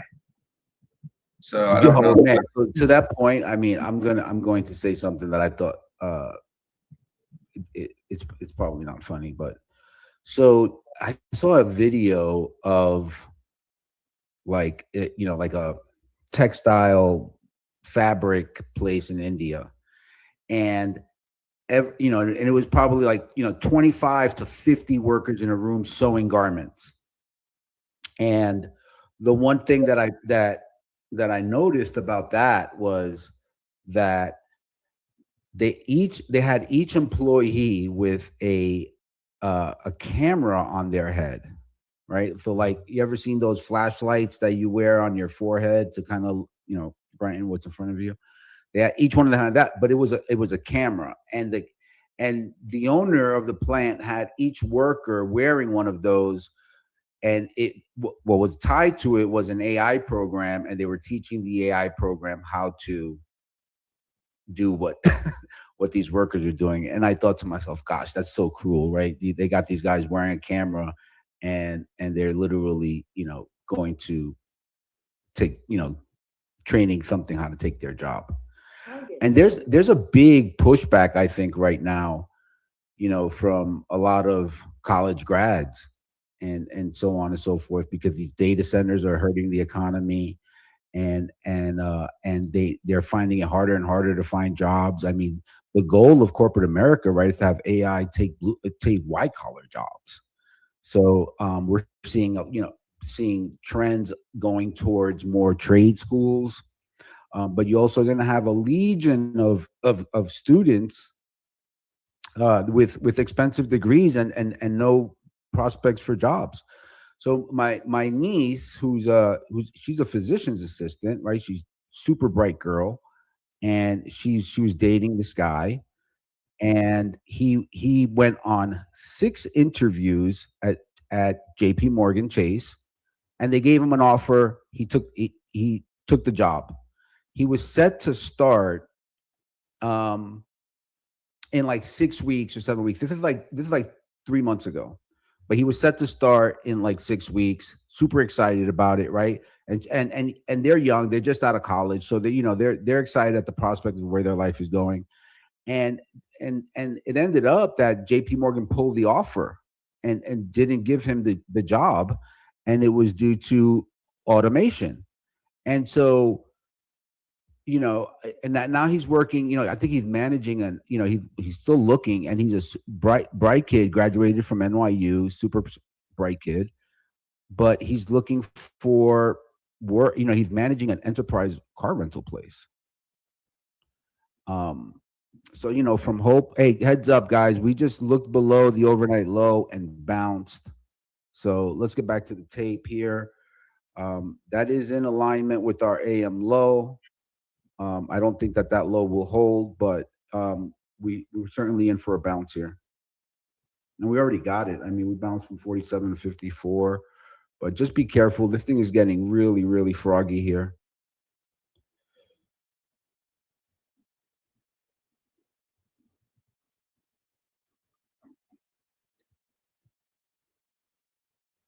Super froggy. That could be our move for the day. And yesterday we had an NR7 narrowest range day in the last 7, basically 40 points. Yeah, it was coiled pretty tight, right? So So Magister range points out. in the RTH right now. The RTH range right now is about 40 points. Okay, so those are some of the things I look at in terms of, hey, is this move now basically done? We could just go sideways like we did the rest of the day yesterday, and you know, we don't need to worry about anything. Let's wait and see what the news comes out, stuff like that. So I'm always kind of looking at these different sort of, like you said, look below and fail. I mean, maybe that's the low. Maybe we expand right back up to 7,200 now because everyone starts piling in short, and then the machines turn their back programs on.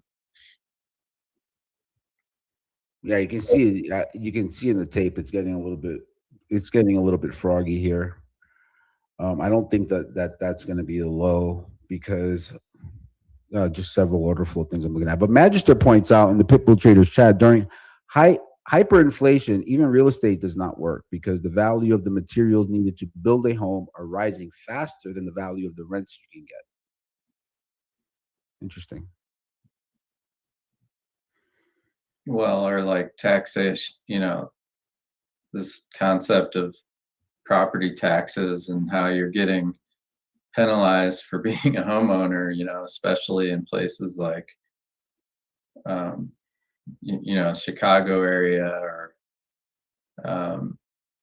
these coastal, Marlon lives in Maine. My wife is from Maine, and you get an ocean view tax. So when people get handed, inheritance properties from their parents or their grandparents or whatever else, they can't afford the property taxes. So then all the locals have to get pushed out of their properties. They become vacation homes that sit idle for 50 weeks out of the year, and then someone comes and lives in them for 2 weeks during their summer vacation. And it just creates this like cycle of, and it's frustrating across the board when you have property taxes increasing and you don't really feel like, my brother, he's a single guy, he has no kids, he bitches about it all the time because he's like, yeah, I'm paying all this property tax on a home that I'm never going to move out of, and I don't have kids, and I don't, it's like I'm paying all this stuff into the community that I'm not even like a part of. So it's kind of crazy. Sounds like the property taxes around the Chicago area are pretty insane.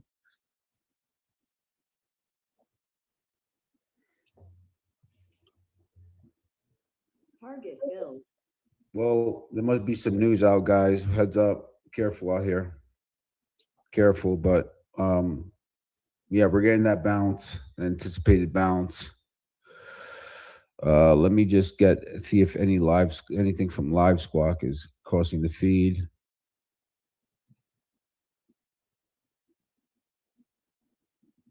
Nope, it's just a jittery tape. No surprise there.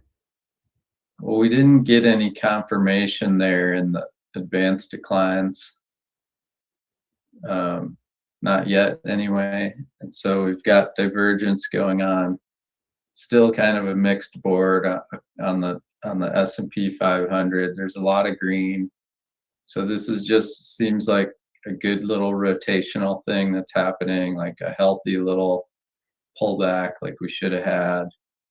And I think it still can, pullback still can be a lot lower, go a lot lower, but also like any of these pullbacks like you guys have been talking about, keep buying the dip, don't buy it blindly, but now that we have some divergence here, you know, so what I'd be looking for on my signal is for these levels to get taken out a little bit here, which will cause this moving average to start turning up, and then see if you can get one more sell off back down to like the 7150s, and then you could try along there with the stop below. I'm not doing that. I'm still short. I'm staying short. I'm trying to decide where to have my stop, right? Because if it's like now, I really don't want it to go back up into this range around 66. So I kind of might tighten it up somewhere in that level based on my sheets and stuff. Got an S2 level of 56.25. So if it can't get above that and hold, then maybe, you know, maybe we will keep moving lower. Got a 5-day moving average on the ES at 64, but it's also upsloping. So the projected slope for tomorrow comes in at 74.5. So that's something to keep an eye on, because sometimes you'll just see the market chop around that, right? So it's like you can go right back up to 74.5 and it's no big deal, right? We can put in a doji day today, no big deal.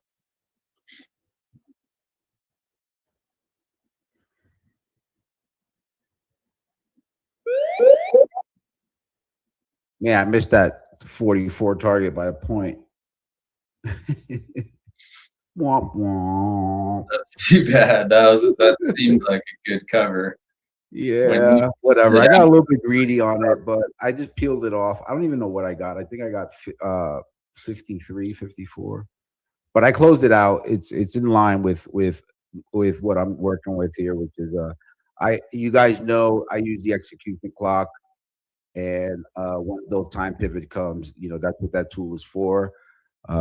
So I was going to get out into 10:45 anyway. The guys who trade with me in the pit, they know I frequently have exits around certain times of the day, where the higher probability turns will happen, and so I'm okay with that. You know, whatever. I'm not gonna cry about a few points, right? There are gonna be more trades. Plus, I'm also scalping it in another account, so whatever. Let's see what Rev says. $100 is a big psychological level. Oh, so Rev is our resident crew trader, and he points out that $100 is a big psychological level. And today, after hours, and tomorrow morning, we are likely to start seeing the big inventory draws. Next week for sure, but my calcs say this week. And those draws won't stop until well after the skirmish with Iran is over. So yeah, Rev points out, that's a great point. You know, in that, typically, like, so look at it. So for for you folks watching on YouTube and so forth. So think about crude oil, and I learned this from Rev, who's a great crude trader. The way we got to look at it. So, the Fed typically moves and makes their decisions, policy rate decisions, and then you see that outcome later on in the econ cycle, right? So Rev has taught us that what we're seeing in crude now is not really a clear picture, because there are many downstream effects coming, and how production will slow. Am I getting this right, Rev? Step in here, correct me at any point. But that, I think the lesson there and the idea there is that we're not seeing where crude is at, trading 99.5, and we're not really seeing the full effect of the Iran conflicts priced in yet.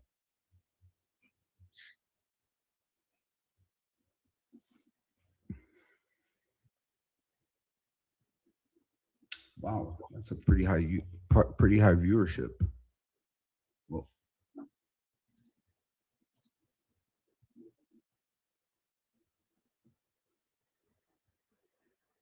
What's that? No, we're just pointing out that we have quite a few people watching us online on YouTube. I think it's YouTube. I'm not sure. It could be X too. We're casting to YouTube, a few channels there, and a few different X accounts. Oh, sweet. So do they have the ability on those X accounts to be asking questions or comments or whatever? If you guys are on X and watching and you're leaving a comment, I'm gonna get better about answering those comments, but I have not been looking at them today. Yeah, I'm wondering if I should be kind of having that open in a different screen. Yeah, so that's one of the things that I'm trying to get better about is calling out the tape, trading my account, and also interacting with the folks watching us. Right. I know, because I'm really bad. I'm not very good with this social media, and it it's like I'm trying to have a little more X presence and stuff. I just don't quite haven't done it enough. So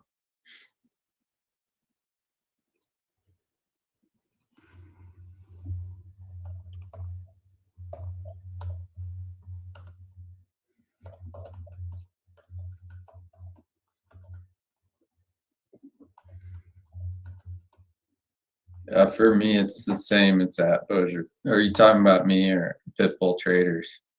It's at Pitbull Traders, right, Manny? Yep, I'm putting it in now for him. At Pitbull Traders.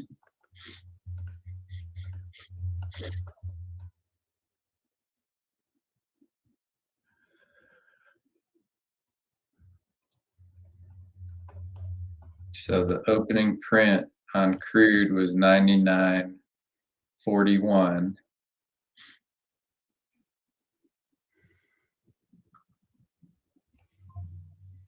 I thought I saw a perfect level there. Yep. R2 on my sheet is 99.40. So watch that, see if it keeps breaking down or if it can reclaim and hold. So to your comment, Bo, about X and social media, there was a time when you can where you could build a following if you were posting good stuff. It would spread, right?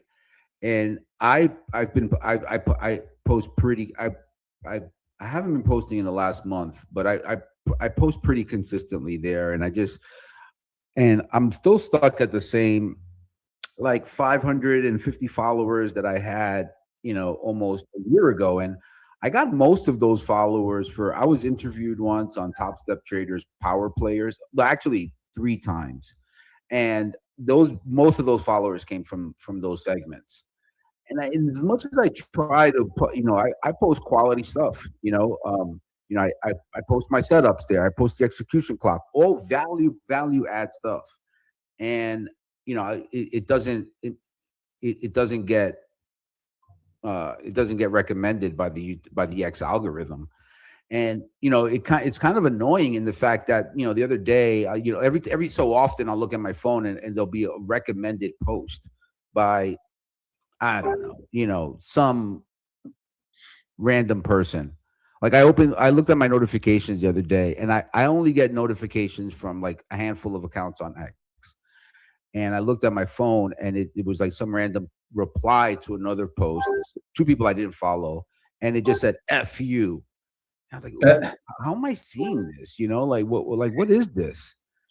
And I couldn't figure it out for the life of me. But later on, I kind of thought, well, maybe this is because this person is paying X to have their account promoted. That was the big shift. Like I have a couple of follows on there that are quality. They post quality content, quality stuff that I use all the time. And they've been essentially at their same followers for, the last 4 or 5 years. And so, oh wow. Yeah. I think unless you're we met with them last month, and unless you're paying for them to push your account, um, organic growth there is very hard. Hmm. All right, so we went up, we tested that 9 period moving average, and we just rolled over, guys. So yeah, I'm looking for a short trade into the noon high. I'll reevaluate where we are at that time. I think that we're probably just going to chop around here a little bit. We looked below the overnight low and then we retraced. However, it's doubtful that the low of the day is in. I think that um, the rejection from yesterday's range is today's. As we said, the number one level we wanted to focus on was 71.77. We were unable to gain any traction above there. Barely got a close above there. Immediately rejected, and now it's lower prices, right? So, uh, yeah, we have. I had on my setups that I draft every day, and I put out. Um, you want to be short below 71.52. So we're bouncing off that level now. Uh, Inability to fill the gap. The one factor here though is the VIX. Like the VIX gapped up and it's like it's coming back in.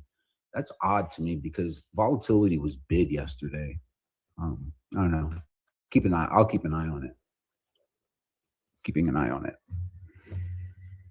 Well, again, we had a nice divergence here in the advanced declines and in the YM holding and getting back up into its range a little bit. So wouldn't be surprising to me to actually rally back up to the open right here. And maybe we've seen the kind of the range for the day.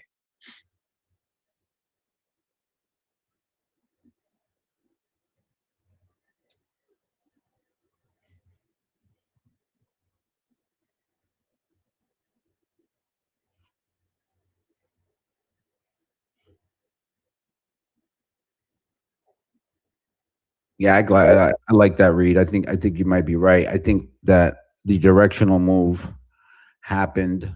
I think that we're probably going into that time of the day where we see some chop, some two-way trade before another directional move. And this is that time where you don't want to be placing directional bets. If you got something, trail it, manage it, but just wait to initiate. Price is very important, guys, but it's when you have that extra layer, like you have time, when to execute is really where you can hone your strategy. There are a few things like the execution clock. You can go to my Twitter handle to follow that. Follow me. I'm at Manny_trends. Post it there.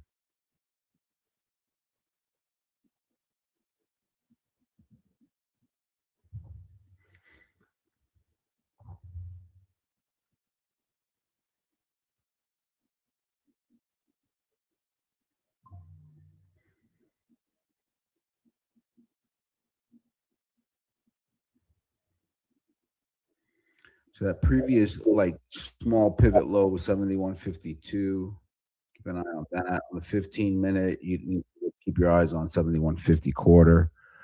Again, I think we're gonna go two ways here. I think we're gonna go up slightly, down slightly before the next directional move happens.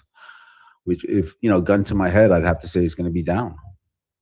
Right? I mean, I'm a trend guy. That's what I'm seeing here.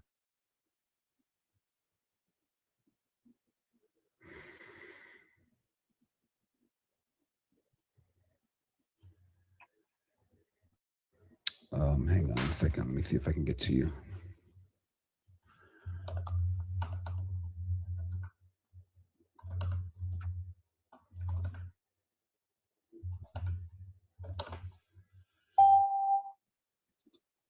Target held.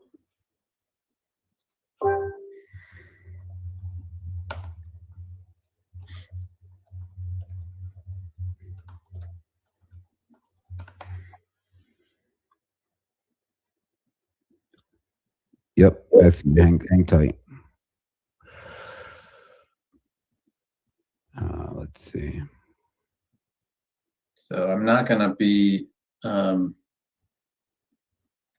stubborn with my short here.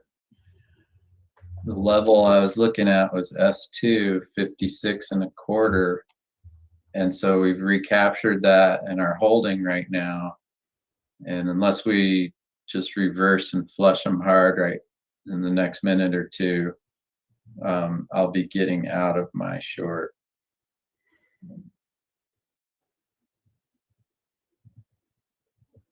So, Bo, do you trail or do you just do you cover, based upon real-time reads of the price action?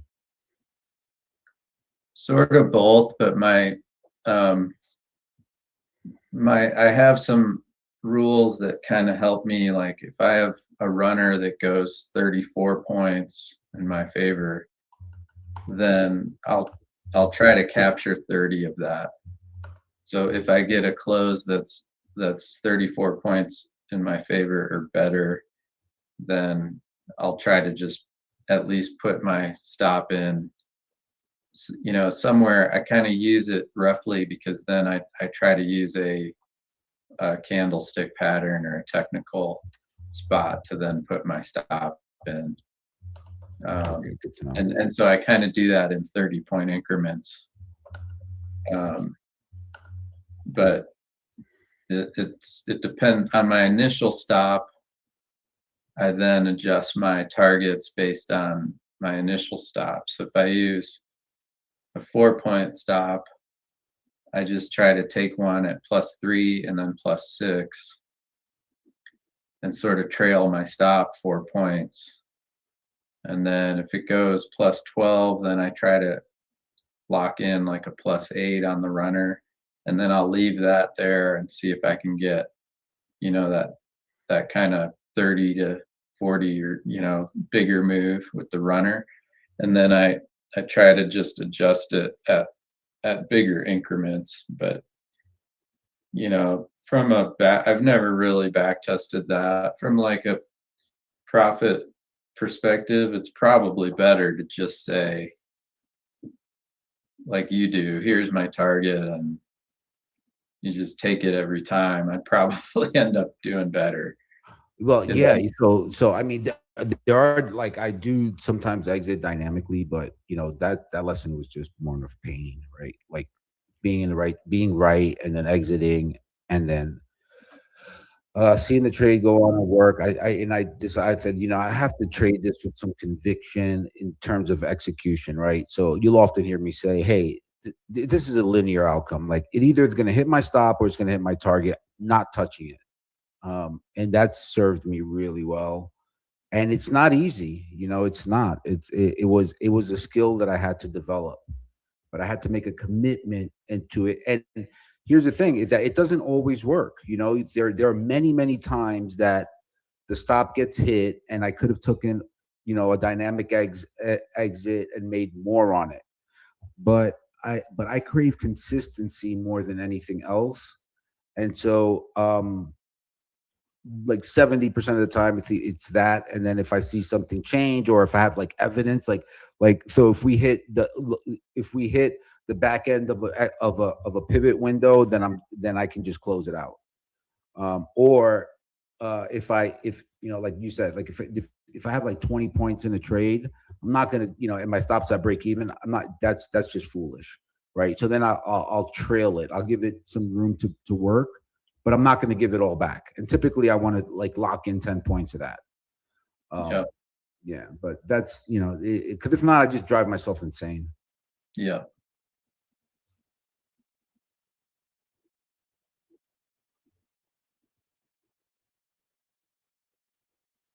Yeah, you can see we're just bouncing around here, guys.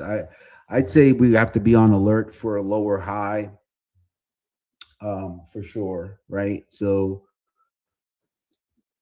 obviously we have the open at 71.72, that open print, and 71.77, right? Any retest up there into that 12 o'clock time frame, I'll be on alert for that, for another move lower. And then and that provides a good opportunity because VWAP is right there. We have a moving average that's coiling, that's kind of up there at 71.69. So that area is starting to stack. And any entry there at 71, to say 71.70 to 71.75, right? That's in that band from the open 71.72, yesterday's low 71.77. That's an acceptable risk for me on any short trade.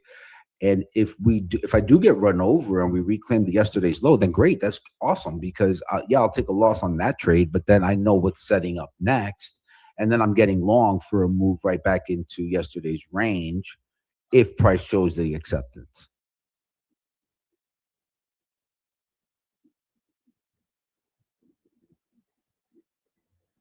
Yeah, I think that makes sense.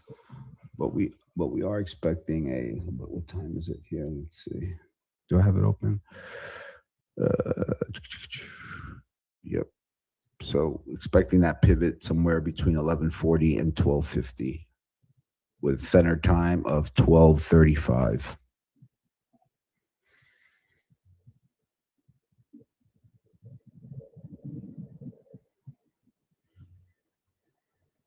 In actuality, let me write that down here while I'm just waiting.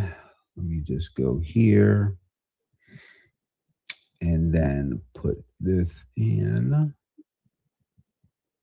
Oh, need something to drink.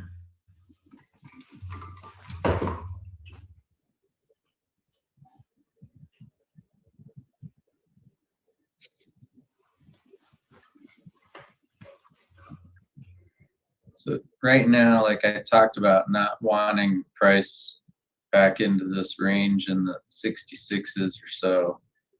And similarly, what I don't want to see, I really don't want to see this wick right here get tested and the buy stops get triggered above. So I've talked about this. I was talking about it a little bit yesterday, I think. When you're placing stops, you can sort of do it in two different ways. You can place your stops at the obvious level, or you can also place your stops like right now. I don't mind taking a stop at 63.75, because what I'm looking at on this is this purple downtrending moving average. If price is supposed to continue trending down, then we have this little wick right here. We really shouldn't test the top of that wick. A trending range action should reject right here below that, and it should keep rejecting below it and below it and below it if it's going to be a downtrending price, right? So for me, I'm trying to just take that purple downsloping moving average and these little intermediate highs as I don't want that to be violated, and I don't want it to go. I think that a lot of the stops are going to be up here at 65.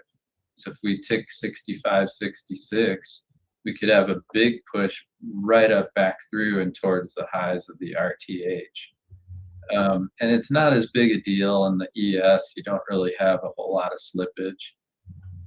But you can, when you're having a big news event, you can have a lot of slippage. And so sometimes my thought is on stops is it's better to be, if I have my buy stop at 63.75, I'm not going to have as much potential slippage as if I were to put it at, say, 65.75, where if there's a whole lot of stops there, you know, that thing could go and cause you some real slippage. And in the crude market, I definitely do stuff like that because crude is so much thinner. And my thought a lot of times is if you have a lot of slippage, there's a reason, and you're probably still better to be getting out of the trade. But it's another painful thing sometimes, especially if you have a bunch of contracts on and you take an extra in crude. It could be, especially nowadays, it could be a 15-cent slippage if you're trading, you know, a bigger contract size. So, you know, I pick those spots where I feel like there's a combination of things like that I feel comfortable that I don't want to be in at this level, even though there's that little wick there.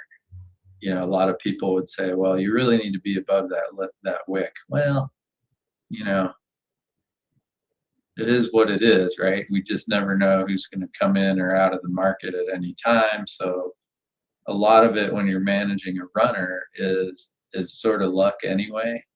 That's kind of how I look at some of this stuff in terms of levels. Like, so now I wanted the market to not, for my short, to not sustain and hold above that 56 and a quarter level, the S2 level. So that's kind of what I'm looking for here, is now a push lower where we don't reclaim that 56 and a quarter. So if we can push down into new lows, then I'll consider adjusting that stop again somewhere. You know, maybe it's above 51 and a quarter or something, because I don't want, you know, if we trade down to the 40s, you know, maybe I don't want it to reclaim the 50 level, or maybe I'll just put it above that 56 and, you know, like 56 and 3/4, just 2 ticks above or something. But I'm not great with it, I'll tell you that. A lot of times I get shaken out of trades that continue my way. And I don't, you know, part of me doesn't mind that, because if it's really going to continue to trend, then you'll have another good opportunity to get in. Or you just get back in at the market as if you never got out, you know, and that's not really a horrible thing to do sometimes, especially if you see all of a sudden everything on your screen start going red or everything starts going green, and you just got shaken out of a trade. Well, you know, it's not always horrible to just kind of act like you never got shaken out and just get back in.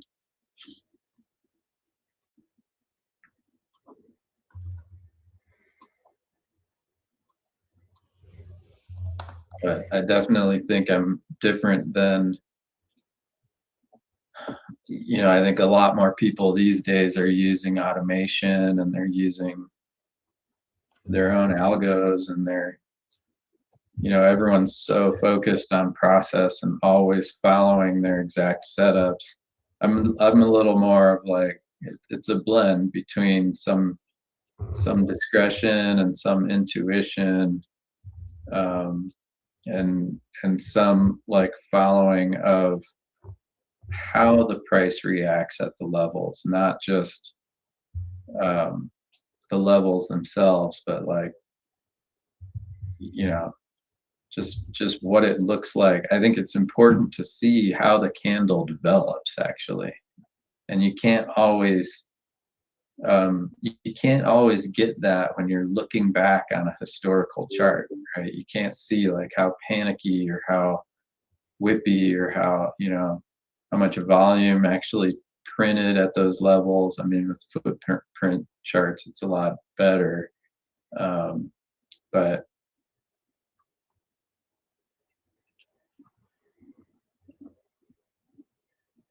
anyway,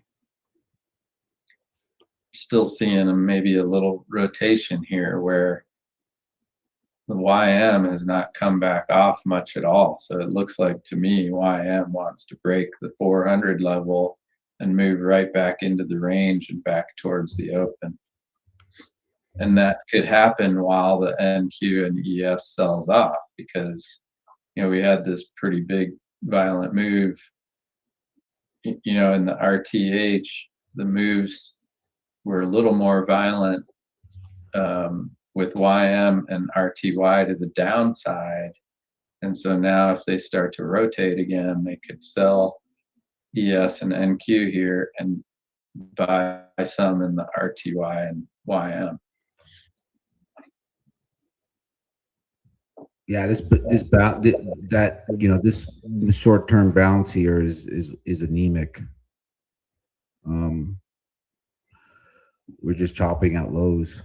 I think we're, you know, hopefully I'm looking for a move higher so I can execute something again, but that's not going to be for at least another hour for me.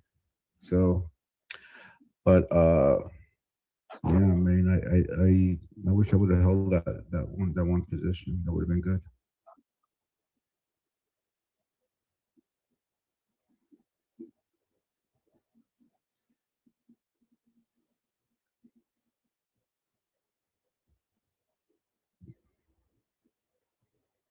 Trying to get through this email here. Let me just focus on that later.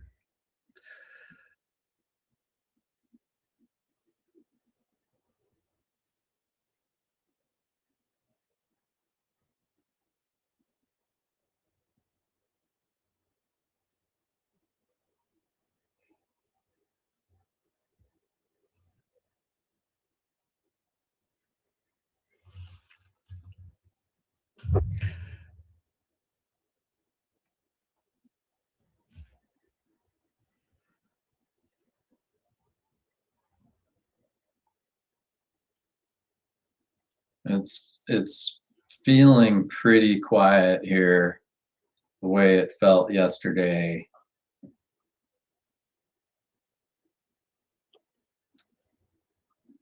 And again, there's a lot of stuff that we're waiting on. So it's kind of like, you know, how much do we really expect these things to expand?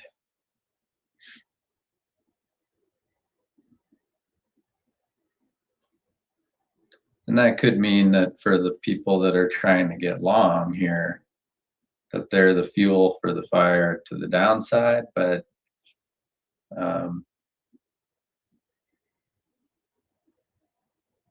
it's hard to think that the reload on the long side for the bigger trend, it's hard for me to think that that comes in ahead of the news announcements. I think most of what you're seeing on the sell side action right here is just a lack of buyers. It's not real huge selling. It's a little bit of profit taking and, you know, risk, you know, control, like,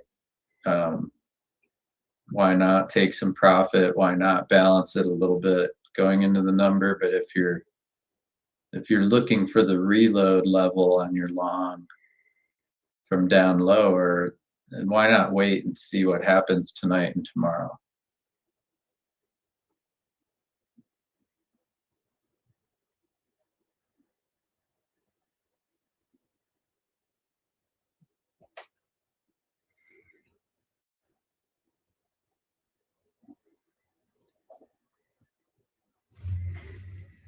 On the NQ,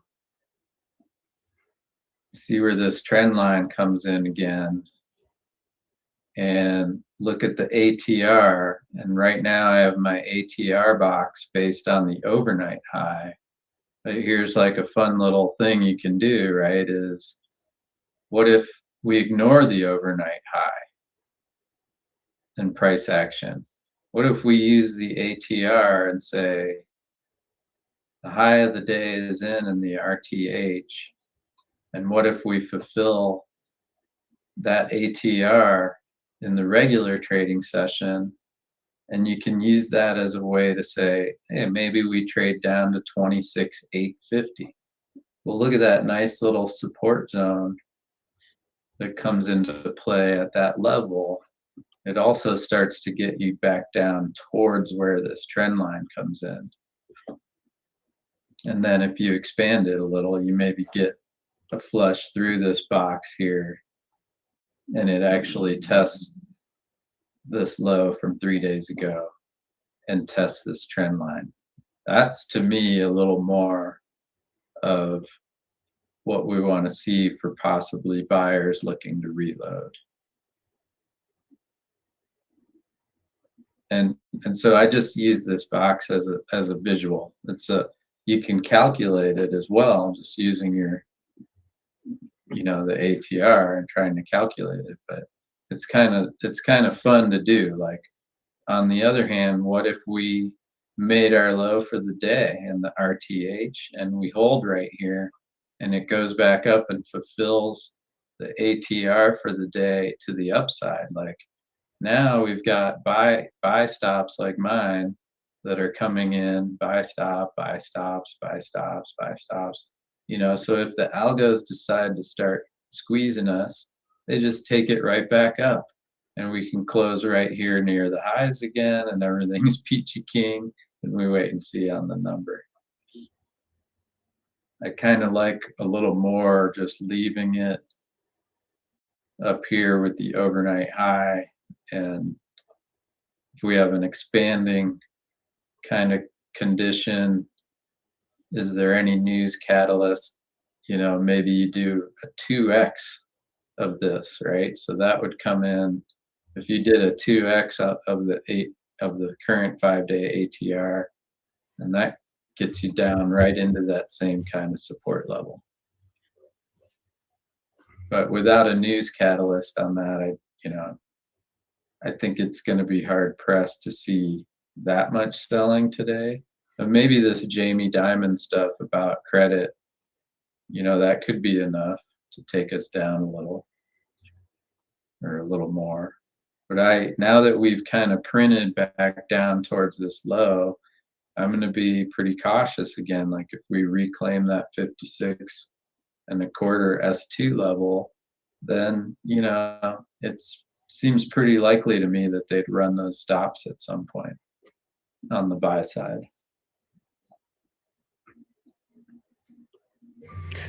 All right, guys. So that's 11:30. That's gonna call it. We're gonna wrap it up for today. We discussed the levels. The levels are out. Timing is there. Remember, react, don't predict. Stay patient, stay disciplined. Let the market come to you. We'll continue the conversation inside the Pitbull Traders private community. Don't forget to hit that like, subscribe button, as well as hit the link. Come join us in the Pitbull Traders chat for more. Trade well. I'll see y'all tomorrow. Have a good one, guys. Thanks, Manny. Yeah. Hey, both.